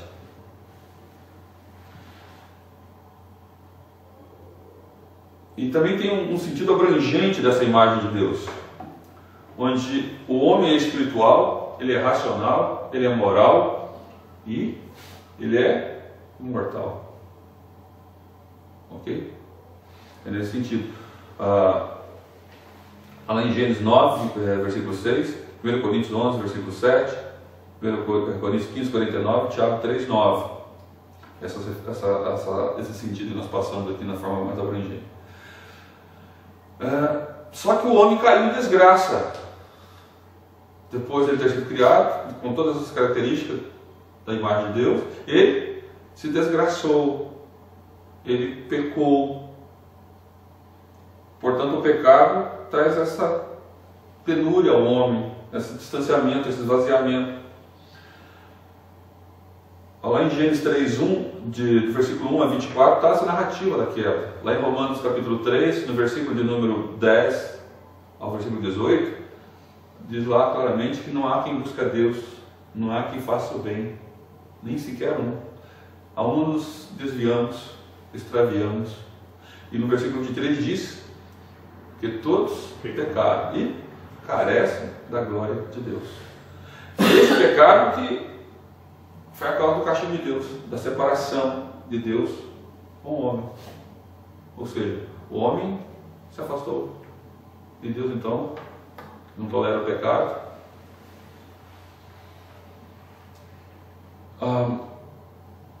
O homem preferiu ser, nesse sentido, inimigo de Deus, por causa do seu pecado. Preferiu o seu pecado. Quando ele prefere lá desobedecer a ordem, ele está preferindo ir contra Deus, a vontade de Deus. Então, ele cai no erro de se colocar em confronto com Deus. Mas lembre-se que lá já havia uma promessa de Deus, em Gênesis 3,15. O que ele diz, Giliar? Para mim, por favor, Gênesis 3,15. Veja, chamado de proto-evangelho. Veja a promessa de Deus lá em Gênesis capítulo 3, versículo 15, que nós vamos entender que Deus, o pecado não tomou Deus de surpresa. O pecado não surpreendeu a Deus. E aquele homem que foi criado para glorificar a Deus, Deus que é o objeto, é o mesmo sujeito da adoração desse homem, olha o que Deus produz em termos daquilo que ele já vai trabalhar a história desse homem todo sobre a face da terra. Gênesis capítulo 3, versículo 15. Porém, inimizade entre ti e a mulher, entre a tua descendência e o teu descendente. Esse te ferirá a cabeça e tu lhes ferirá o calcanhar. Ou seja, Deus está dizendo assim, olha, eu vou providenciar o meio de voltar, de tornar você perfeito para a minha adoração. Eu vou de volta, trazer você de volta para mim. Eu vou alcançar o teu coração. E eu vou, na pessoa do Filho, fazer isso. E o mais interessante é que lá em Lucas capítulo 19, versículo 10, deixa eu perder para mim. Quem passou? Lucas 19, versículo 10. Deus promete buscar esse homem, ou seja, Deus veio buscar esse homem. A sua promessa é de trazê-lo de volta e fazê-lo retornar. 19:10? 19:10, Lucas 19:10. Tem uma história bonita desse texto aí que termina essa história. Porque o Filho do Homem veio buscar e salvar o perdido. Está falando da história de Zaqueu aqui. Zaqueu era o quê? Um cobrador de imposto, detestado, odiado. E ele, no seu nanismo espiritual, na sua vida espúria, ele quis subir para ver Jesus, e Jesus olhou para cima e disse, vamos lá, vou jantar contigo. E ele termina o texto dizendo, porque o Filho do Homem veio buscar E salvar o perdido. Então ele entregou o filho dele para salvar esse homem perdido. E esse filho dele, pelo sangue dele, resgata o pecador do seu pecado. E é em Jesus Cristo que nós somos justificados. Somos redimidos, justificados. Tornando novamente de inimigo, agora somos chamados de amigos de Deus. É interessante ver que Deus nos reconcilia com Ele em Cristo Jesus. E nós lutamos para não nos reconciliarmos com Ele. Quantos veio aqui da primeira vez? Eu senti, eu fui atrás de Deus. Quantas vezes eu fiquei longe? Eu não quero nem saber. Esse negócio de igreja, esse negócio de Deus, isso não é para mim não, gente. E Deus está chamando. Até que um dia, o amor dele nos constrange. Deus próprio, o seu próprio amor para conosco, pelo fato de ter Cristo morrido por nós, nós ainda pecadores. Esses são os adoradores que ele está buscando. Que não tem nada em si mesmo para apresentar diante de Deus, mas tem na pessoa do seu Filho.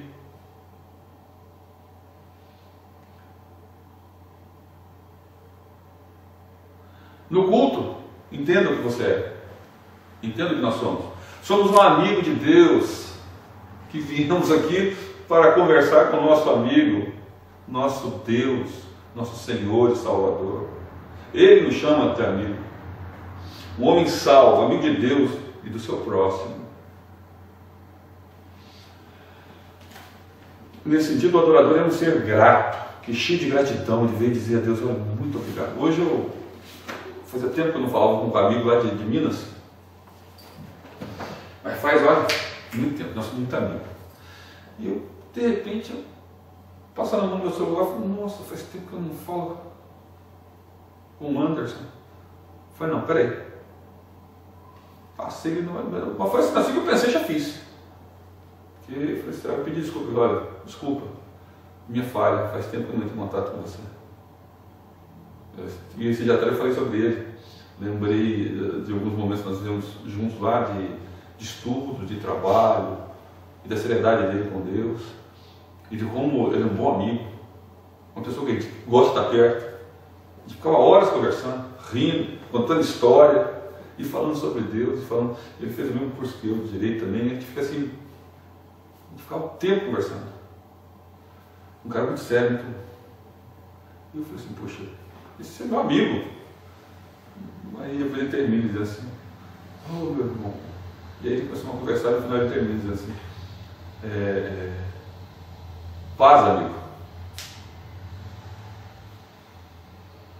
É o que Deus fez, na verdade, na sua amizade, numa coisa superlativa, infinita, podemos dizer assim.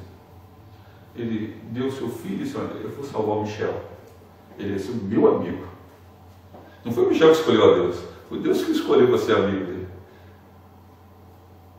Que amigo você faz o quê? Muitas vezes o coração da gente se apega e a gente acaba escolhendo um amigo, né? Mas Deus não escolheu o Michel porque ele era o melhor ou porque tinha alguma coisa que pudesse oferecer. Escolheu porque é o melhor de todos os povos, como eu li domingo, né? E o fez seu amigo. Esse é o adorador. Grato a Deus pela sua infinita misericórdia. E o culto que ele oferece a Deus expressa justamente a história da sua redenção, da sua salvação, que foi realizada por Deus na história. Olha, a Liara não vai contar a história de outra, vai contar a história. Quando ela vem para o culto aqui, você vem para contar a sua relação com Deus e a história que Deus realizou de redenção na sua vida. E você me diz, eu sou grato pelo que o Senhor fez por mim na cruz do Calvário. É a sua história com Deus. Eu venho apresentar a minha história. Deus, eu sou grato porque o Senhor me encontrou um dia. E eu quero da mesma forma, assim, cada um de nós que estamos aqui. O culto é exatamente essa pessoa, esse eleito, salvo, e que mantém em si a imagem desse seu amigo, desse Deus, e faz questão de apresentá-lo a outros. E cara, eu quero que você conheça meu amigo. Evangelizar é apresentar o seu amigo a alguém que não o conhece. E você faz questão de dizer, olha, eu quero apresentar o meu amigo. Esse é meu amigo. Faça chuva ou faça sol, ou não faça chuva nem faça sol, fique o tempo nublado, ou faça frio ou faça calor, ou não faça nenhum nem outro, seja de dia ou seja à noite, não importa, ele é meu amigo. Seja ontem, seja hoje, seja amanhã, ele é meu amigo. Independe de tempo, de épocas, de clima, independe de sentimento, ele é meu amigo. Porque ele me tornou seu amigo. Eu fui adotado por Cristo, você foi adotado em Cristo Jesus. Nós somos de Deus em Cristo Jesus. O nosso irmão mais velho nos apresentou o Pai. E disse, olha, Pai, esses são teus. O Senhor me deu, estou aqui, estou devolvendo ao Senhor. Deus então pega esse homem e traz para a sua família. É uma comunidade. Ele vai pegando família, vai unindo para uma família, uma comunidade. E esta é a comunidade que eu adoro. Eu acho engraçado quando a gente vai para esses encontros. De manhã nós estávamos lá no encontro da família, só que não era encontro da família ainda, era o curso de capacitação. Notou que interessante? A maneira que nós sentamos ali, cada um com o seu grupinho. Aí depois nós falamos para o culto, cada um tentou se manter junto com a sua família, mas não deu certo, porque só alguns grupos chegaram antes, sentaram antes, mas quem chegou depois que tudo já estava acertado as cadeiras, acabou se misturando, e você viu que você falou a mesma linguagem, você falou com Deus, você adorou esse Deus, da mesma forma que o outro está do seu lado. Incrível! Você não conhecia ninguém ali, mas de repente você e o outro se uniram para adorar aquele que chama de Pai, de amigo. Ele botou você numa comunidade. E esse membro dessa comunidade tem o objetivo de viver uma vida cultica constante na presença de Deus. E essa vida cultica é testemunhada dentro da comunhão dos santos. Nessa perspectiva da comunhão dos santos, veja o que diz a Confissão de Fé. Todos os santos que pelo seu Espírito e pela fé estão unidos a Jesus Cristo, seu cabeça, têm com Ele comunhão nas suas graças, nos seus sofrimentos, na sua morte, na sua ressurreição e na sua glória, estando unidos uns com os outros no amor, participam os mesmos dons e graças e estão obrigados ao cumprimento dos deveres públicos e particulares, que contribuem para o seu mútuo proveito, tanto no homem interior como no exterior. Portanto, nós estamos linkados, não tem como desatrelar, porque quem está em Cristo, nova criatura, pertence a essa comunidade, a esse chamado, a nessa comunhão dos santos, nessa efervescência. Por isso que você não pode deixar de estar na comunhão dos santos. Muitos preferem outras coisas, mas não podem deixar de preferir estar aqui entre aqueles que são do Senhor.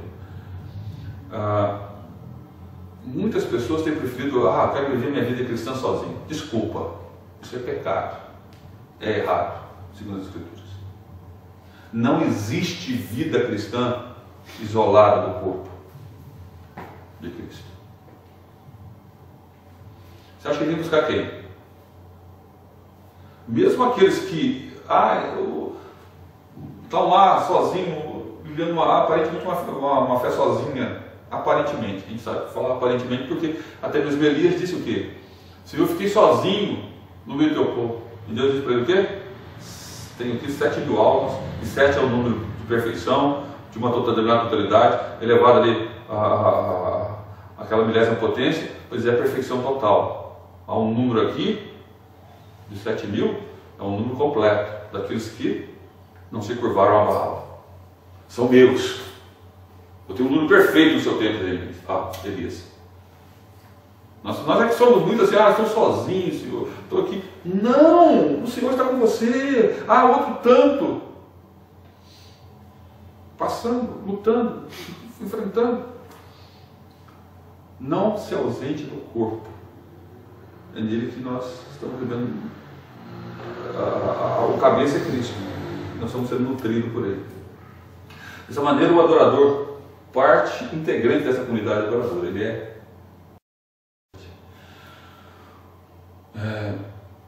e aí você não pode menosprezar o seu papel como adorador nessa comunidade adoradora. Se você é parte integrante, você faltou, faz falta.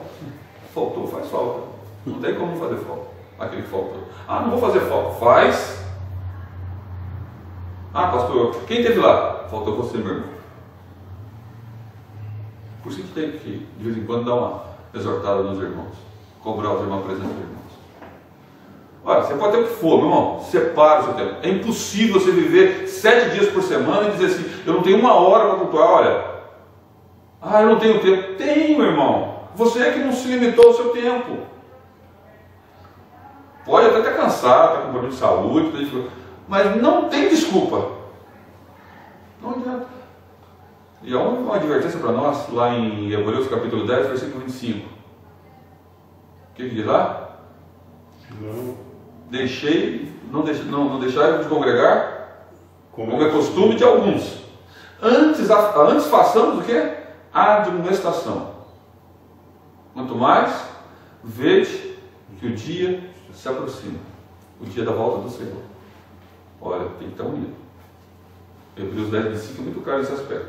Os santos são, pela sua profissão, obrigados a manter uma santa sociedade, comunhão no culto a Deus e na observância de outros serviços espirituais que, tendo a sua muita edificação, bem como a socorrer uns aos outros em coisas materiais, segundo as suas respectivas necessidades e meios.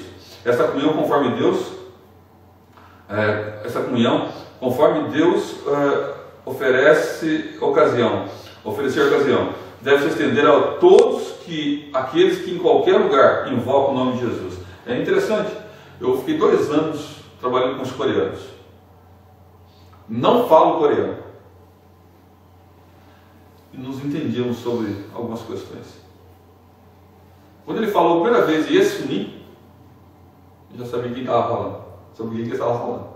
Yesunim, opa, é Jesus. Quer dizer, só. Aí tinha um intérprete, eu já vim, cara, o que é Yesunim?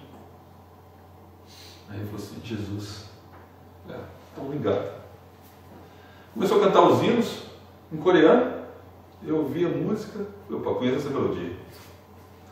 Fez uma oração, terminou e Yesunim. Pronto.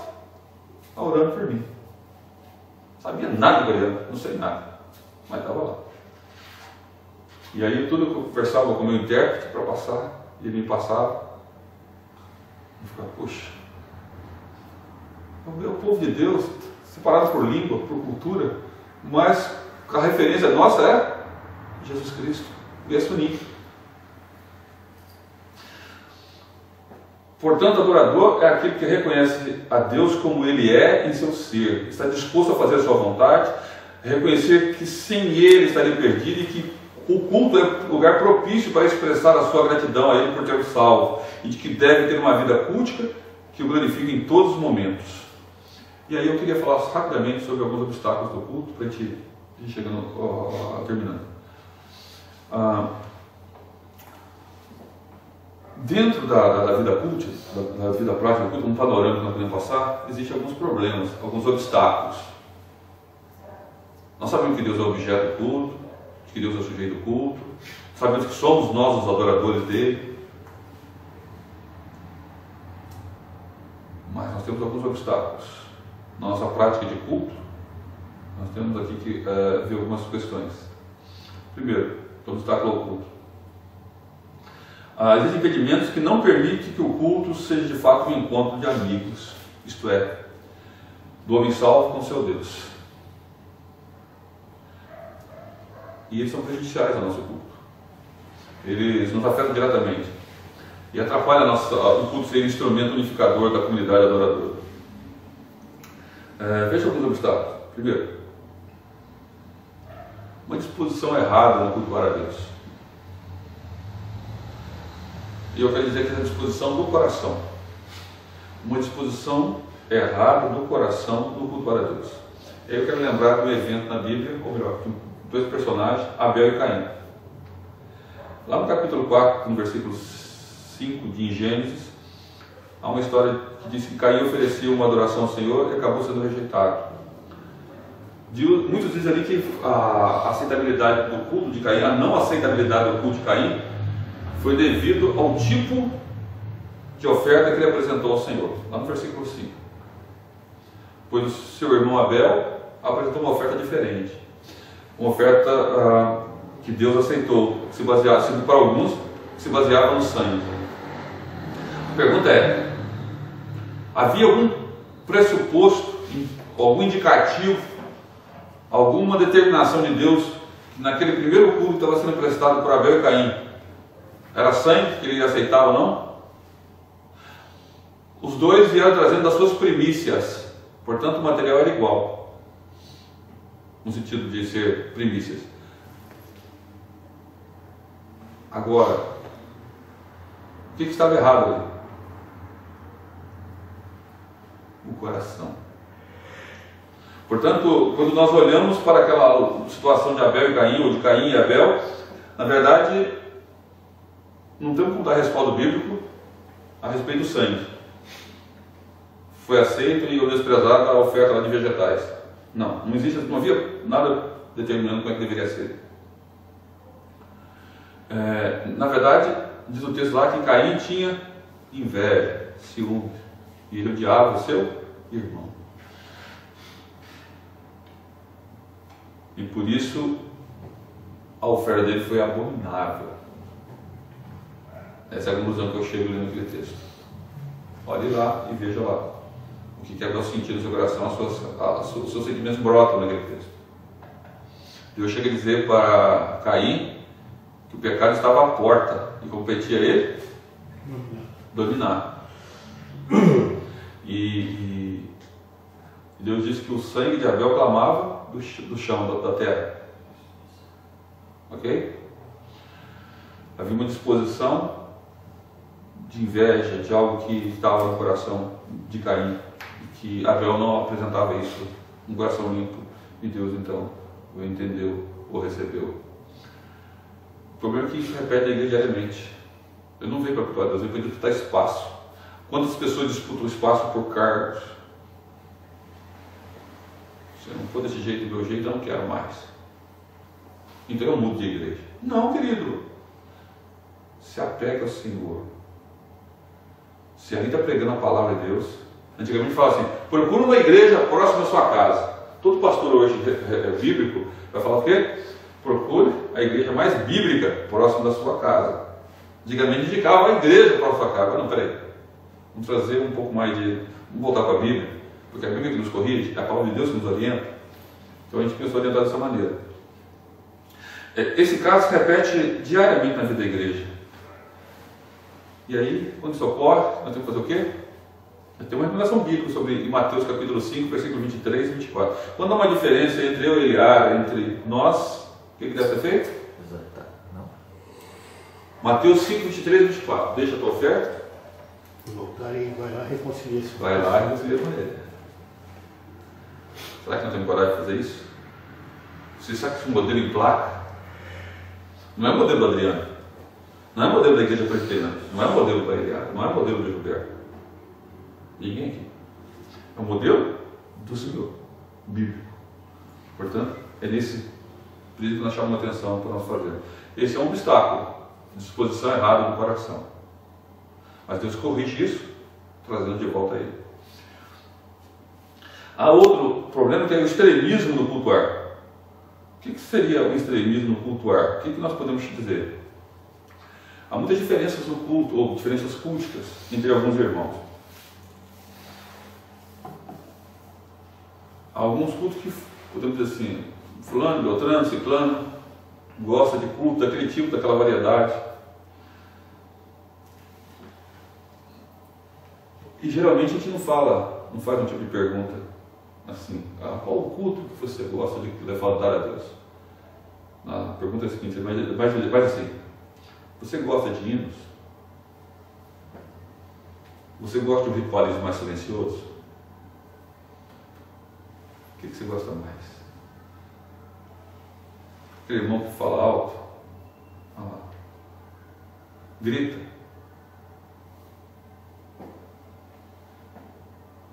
Ou de outra maneira ele fala assim, você é avivado? Você é tradicional? No nosso dia a dia a gente fala que você é penteca? Ou você é conservador? Você é arminiano? Ou Calvinista? Calvinista, carminiano? O que você é? E essa aí serve para mostrar um pouco de extremismo cultico que nós temos. E muitas vezes nós nem percebemos que estamos sendo extremistas. E esse tipo de situação divide muitas igrejas.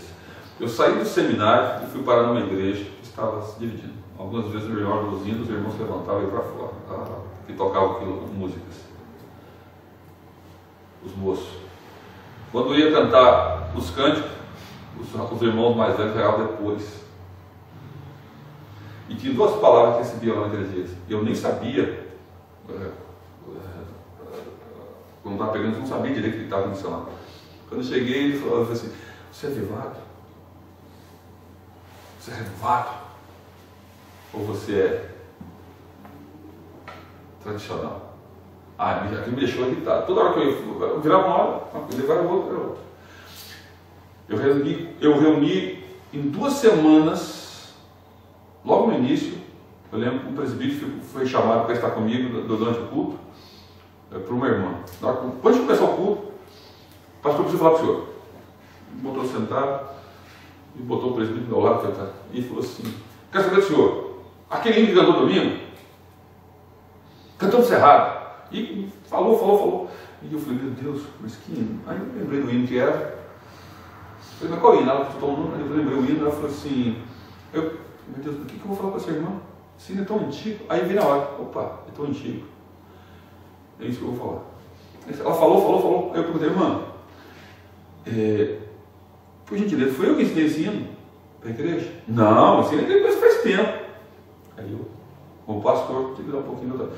Ô, meu irmão, me cobra aquilo que eu ensinar para a igreja. Aquilo que eu não ensinei para a igreja, joga na conta de outro, porque eu estou chegando aqui agora. Ela pediu perdão. Ela viu o que ela tinha feito. Aí o presbítero olhou, deu uma palavra, eu orei, encerrei, fui pro culto. Na semana seguinte, para minha surpresa, o mesmo presbítero, ele não sabia. E veio uma outra irmã, do louvor agora, os cânticos. E naquele domingo eu tinha pedido para cantar um cântico só. E eu não lembro porque a liturgia estava extensa, eu pedi a vou cantar só uma vez. Eles costumavam cantar 10 músicas. Era quase uma hora de louvor. E repetia 2, 3 vezes as músicas. Aí, só que ele não tinha como fazer aquilo. E eu lembro que eu pedi naquele dia. Eu não fiz proposital. É porque o culto me exigiu cantar somente uma música naquele dia. Um hino e uma música, outro cântico. Mais nada. E aí, não lembro se eu pegava de fora, não lembro. Sei que aconteceu. E a irmã então, me botou sentado e falou a mesma coisa. Pastor, o senhor está acabando com o culto. Porque, olha, nós não cantamos mais como antes. Antes de o senhor chegar aqui era assim. Eu falei: meu Deus, o que eu vou falar para essa irmã? De novo, a mesma história.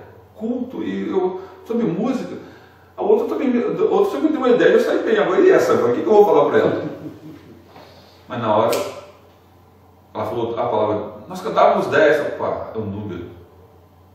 O Senhor me mostrou o que eu tinha que falar para ela. Aí, minha irmã, foi minha fala de falar, fiquei calado, só ouvindo. Minha irmã, se eu cantar uma música, se eu cantar 10 músicas, estou louvando a Deus, eu lembrei da negociação de Abraão com Deus lá sobre Sodoma e Gomorra. Aí eu lembro, vi na hora aqui, eu comecei assim, se eu cantar 9, 8, fui descendo. Quando eu cheguei a 1, eu falei assim, eu estou louvando a Deus? Ela falou assim, claro que está. Então está resolvido, meu irmão, por que você está brigando comigo? Ela ficou sem graça. Aí o presbítero deu uma palavra pastoral, e eu não quis falar nada. Porque ele foi chamado 2 vezes, ele se viu numa situação delicada, porque ele não sabia que 2 vezes aquelas pessoas iam falar comigo aquilo. Fui chamado na hora, lá fui pego, assim, me arrasta, levado. Eu falei, oh meu Deus, obrigado. Cultuei a Deus. Vou dizer, nunca mais. Dentro de 6 meses, aquela igreja parou com essas picuinhas. Na igreja presbiteriana, o pastor é responsável pela liturgia. Mas nós temos que saber, levando como que vai ser o culto. Porque nós temos que entender que é o Senhor que é adorado, não sou eu, pastor, não é a irmã, não é o gosto de ninguém. Portanto, esses extremismos muitas vezes atrapalham a comunhão e pervertem aquele sentido de culto. Esquecemos nessas horas da oração sacerdotal que eles sejam um, como eu e tu somos, Pai. Jesus orou para que nós estivéssemos unidos, nós fazendo questão da nossa desunião. E por que não focarmos aqui o equilíbrio? Por que focarmos no equilíbrio? Uma vez no presbitério eu fui meio desequilibrado, porque nem todo mundo pode fazer o mesmo gesto. Eu pedi para votação, estava com o presidente um dia dirigindo uma reunião, e eu propus uma proposta de um documento para ser votado lá, e eu pedi, todo mundo com a mão direita, por favor, levante o braço. Tinha um irmão que tinha um problema no braço, estava definhado o braço dele direito. E estava assim na mesa perto de mim, eu peguei, e falou para o meu ouvido assim, falou alto para todo mundo ouvir, eu sabia que ele era muito caramba, falou assim, pastor, quem não tem o braço direito pode levantar o esquerdo? Aí eu peguei e falei assim, Claro, meu irmão, pode ir aqui a sua mão. Aí ficou uma meia hora rindo. A minha tinha que ser rápido, mas começou a rir. Toda hora que eu pedia votação, o pessoal vai com a mão direita ou com a esquerda. Começaram a brincar com o negócio. Por quê? Porque muitas vezes nós não percebemos, às vezes, a necessidade que está ao nosso lado. Eu, naturalmente, propus a votação com a mão direita, porque eu tenho a minha mão direita, o outro não tinha. Mas ele podia levantar, claro que ele podia, ele estava só brincando comigo. Mas, valeu para me entender. Eu falei, poxa vida, a gente tem que perceber o que está fazendo na igreja. Nem sempre dá para fazer de uma só maneira, uma só situação. Só tem que mostrar o equilíbrio. Tolerância, amor e a rotina no. Nós temos um problema de rotina, pessoas que são rotineiras, aquela mesmice, situações, hábitos, irmãos que muitas vezes a rotina regula, e já está tão habituado a ir para a igreja, naquela rotina, e a rotina nos faz às vezes certas coisas. Uma vez eu era diácono na época, um irmão me pediu a rotina de não prestar atenção no culto. A irmã passou na diaconal e falou: você tem uma caneta, o diácono? Eu falei: tem. Eu prontamente servi uma caneta para ela. Eu achei que ele ia fazer o dízimo, ou ia anotar o sermão, sei lá. Passei a caneta para ela. Ela: você tem um papel? Eu falei assim: tem. Fui lá, peguei um papel, uma folha, pode ser eu quero uma folha. Arrumei uma folha e dei para ela. E ela falou para mim assim: eu era diácono, é que eu tenho que escrever uma carta agora. Eu olhei: o quê? Me devolve a caneta e me devolve o papel. Aqui você não vai fazer isso não. Mas na hora do culto, escrever um bilhete, uma carta, sei lá o que lá. Ela foi quando me disse. Eu falei assim: não, irmã, você está fora da casinha. A rotina de culto para ela era um passatempo. Domingo, 7h30 da noite, eu vou para a igreja. Não tenho outro lugar para fazer, não tenho o que fazer. Então, eu tive uma rotina. Crio uma rotina, um hábito. E aí aquilo vai empobrecendo. É por isso que as pessoas saem muito confusas, falam coisas que não foi dito no sermão, coisas que não tem nada a ver com aquele sentido de adoração ao Senhor. É uma adoração falsa. A Bíblia fala para a gente tomar cuidado com isso. Não é quente nem frio. Estou a ponto? A vida vai se tornando uma rotina, né? Espiritual. Estou a ponto de vomitar na minha boca. Você é como uma água morna, não bate no estômago. Dá vontade de fazer lavagem estomacal. É o culto que muitas vezes na rotina nós prestamos a Deus. Por outro lado, também há falta de espiritual, ou falta de espiritualidade no culto a Deus.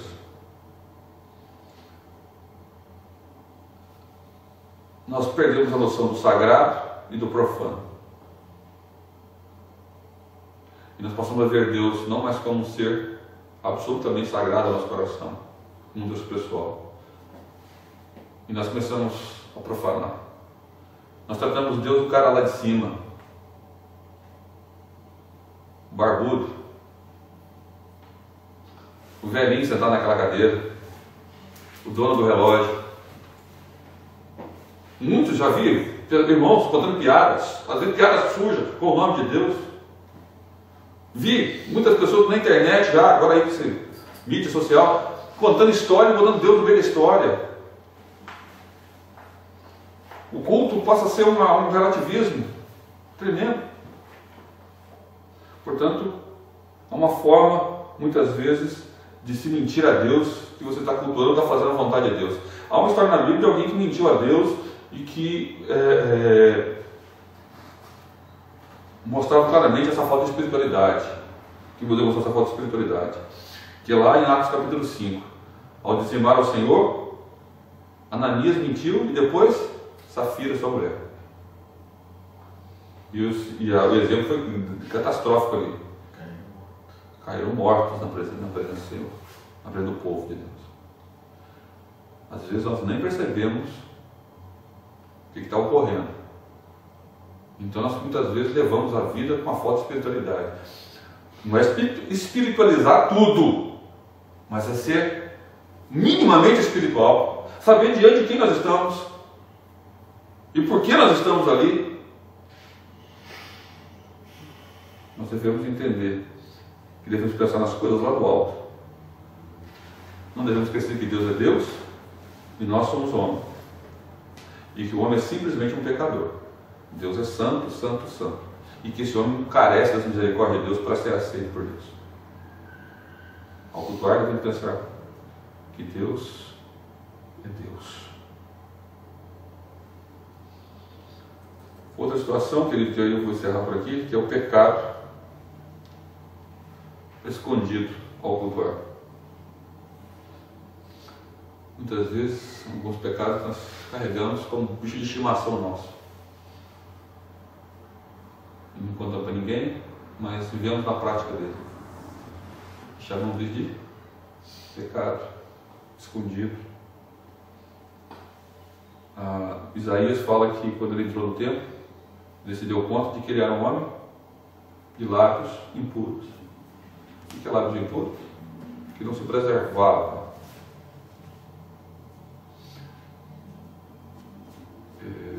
para Deus. E também habitava no meio do povo de impuros lábios. Ou seja, a sociologia dizia que era fruto do seu meio. O pecado então estava na sociedade, então ele só era pecador porque a sociedade era pecadora. Ele não apresenta isso, né? Cada um responde por si. Socialmente, espiritualmente, no meio de uma sociedade corrompida. Deus não aceita juntamento solene com pecado. Isaías 1,13 diz que está farto, cansado. Nossos crentes que irritam o ouvido de Deus por causa da nossa vida. Não condiz. O salmista diz o seguinte, no Salmo 66, versículo 18: se no coração eu contemplar a vaidade, o Senhor não me teria ouvido. A oração. Muitas vezes nós não percebemos isso, que Deus não está respondendo. E eu quero falar um pouquinho também sobre o relaxamento cultuar. Nós somos muito relaxados no cultuar. Vida relaxada. Maldito aquele que fizer algo ao Senhor relaxadamente. E nós também somos relaxados. E aí tem várias situações. Nossa vida de culto não é uma prática santa, mas é algo solto, livre, perdido, relaxado, não tem problema com nada, com horário, com entrada, saída, com reverência. Levamos a vida, como aquele cantor popular diz aí, o Tom de Zeca Pagodinho: deixa a vida me levar. Aí isso diz assim: ô vida, leva eu. Não é isso? Para muita gente é assim, né? Mas não percebemos que realmente é isso aí.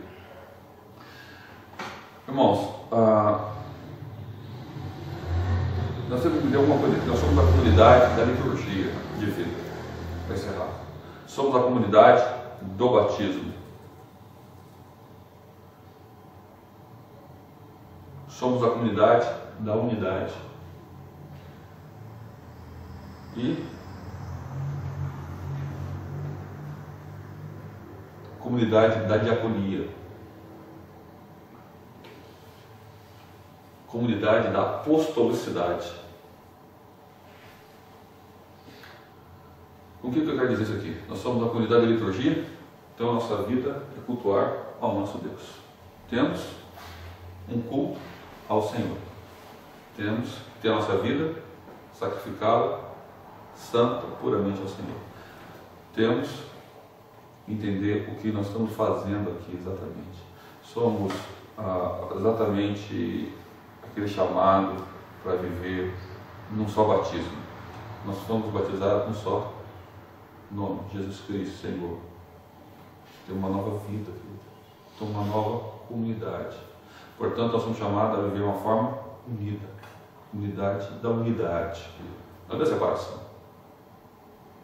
Deus nos colocou no seu corpo, nos batizou no seu corpo, nos separou para Ele, nos consagrou para Ele, para vivermos de forma unida.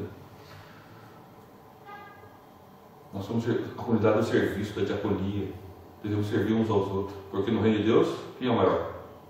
Aquele que serve. Comunidade de diaconia, de serviço. E somos a comunidade da apostolicidade. Porque nós somos, na verdade, uma comunidade que testemunha. Somos enviados a testemunhar a respeito do nosso Senhor e Salvador. E aí, queridos, eu quero encerrar aqui dizendo o seguinte: como tem sido o nosso culto a Deus? Um instrumento unificador da comunidade adoradora? Nós temos sido responsáveis pelo modo de culto da comunidade? Ou nós dizemos, o culto hoje foi uma bênção. O culto hoje foi fulano que fez, então foi legal. Mas qual o seu papel como cultuador, adorador? Nós temos que trazer essa responsabilidade para a igreja. Nós temos que mostrar para a igreja que a igreja é muito mais séria do que ela pensa. Nós somos uma comunidade chamada para estarmos unidos em torno do Senhor Jesus Cristo e vivemos a vida de forma no mútuo amor. Mostrando ao mundo, de fato, qual é a nossa diferença, a nossa marca. Nós não estamos sendo perseguidos aqui no Brasil. Temos liberdade de culto. Em relação a outros países, nós temos uma vida maravilhosa em termos de social. Hoje mesmo, ontem mesmo, a Igreja Presbiteriana, no Congresso Nacional, recebeu homenagem dos deputados, senadores, com 160 anos de vida no Brasil. E nos países, os nossos irmãos estão sendo perseguidos, mortos. Lá em Angola agora, a Igreja Presbiteriana não tem espaço social se ela não pagar determinado tipo de imposto lá, para sobreviver, para ter uma igreja organizada. E muitas vezes nós não estamos valorizando o que nós temos na hora de cultuar. Quem somos nós na hora do culto? Qual é o culto que nós prestamos a Deus? Ele realmente tem sido essa unidade dessa comunidade? Tem trazido essa unidade a uma unidade em Cristo Jesus? Porque o nosso culto é primeiramente ao Senhor, mas como Ele é objeto da nossa oração, Ele nos leva a adorá-lo, mas Ele deve também fazer com que nós sejamos integrados numa comunidade que o adora, que o glorifica, que o exalta, que o apresenta como Senhor e Salvador dela. É essa a razão de nós estamos falando sobre culto. Liturgia. Nossa vida tem que ser uma liturgia. Romanos 12, 1 e 2.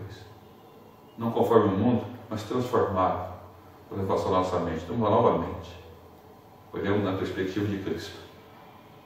Que Deus nos abençoe. Que Deus nos agracie como culto. Adoração a Deus. Amém? Alguma pergunta? Não? Vamos encerrar? Pastor, o Leno pediu para orar por ele. Pediu?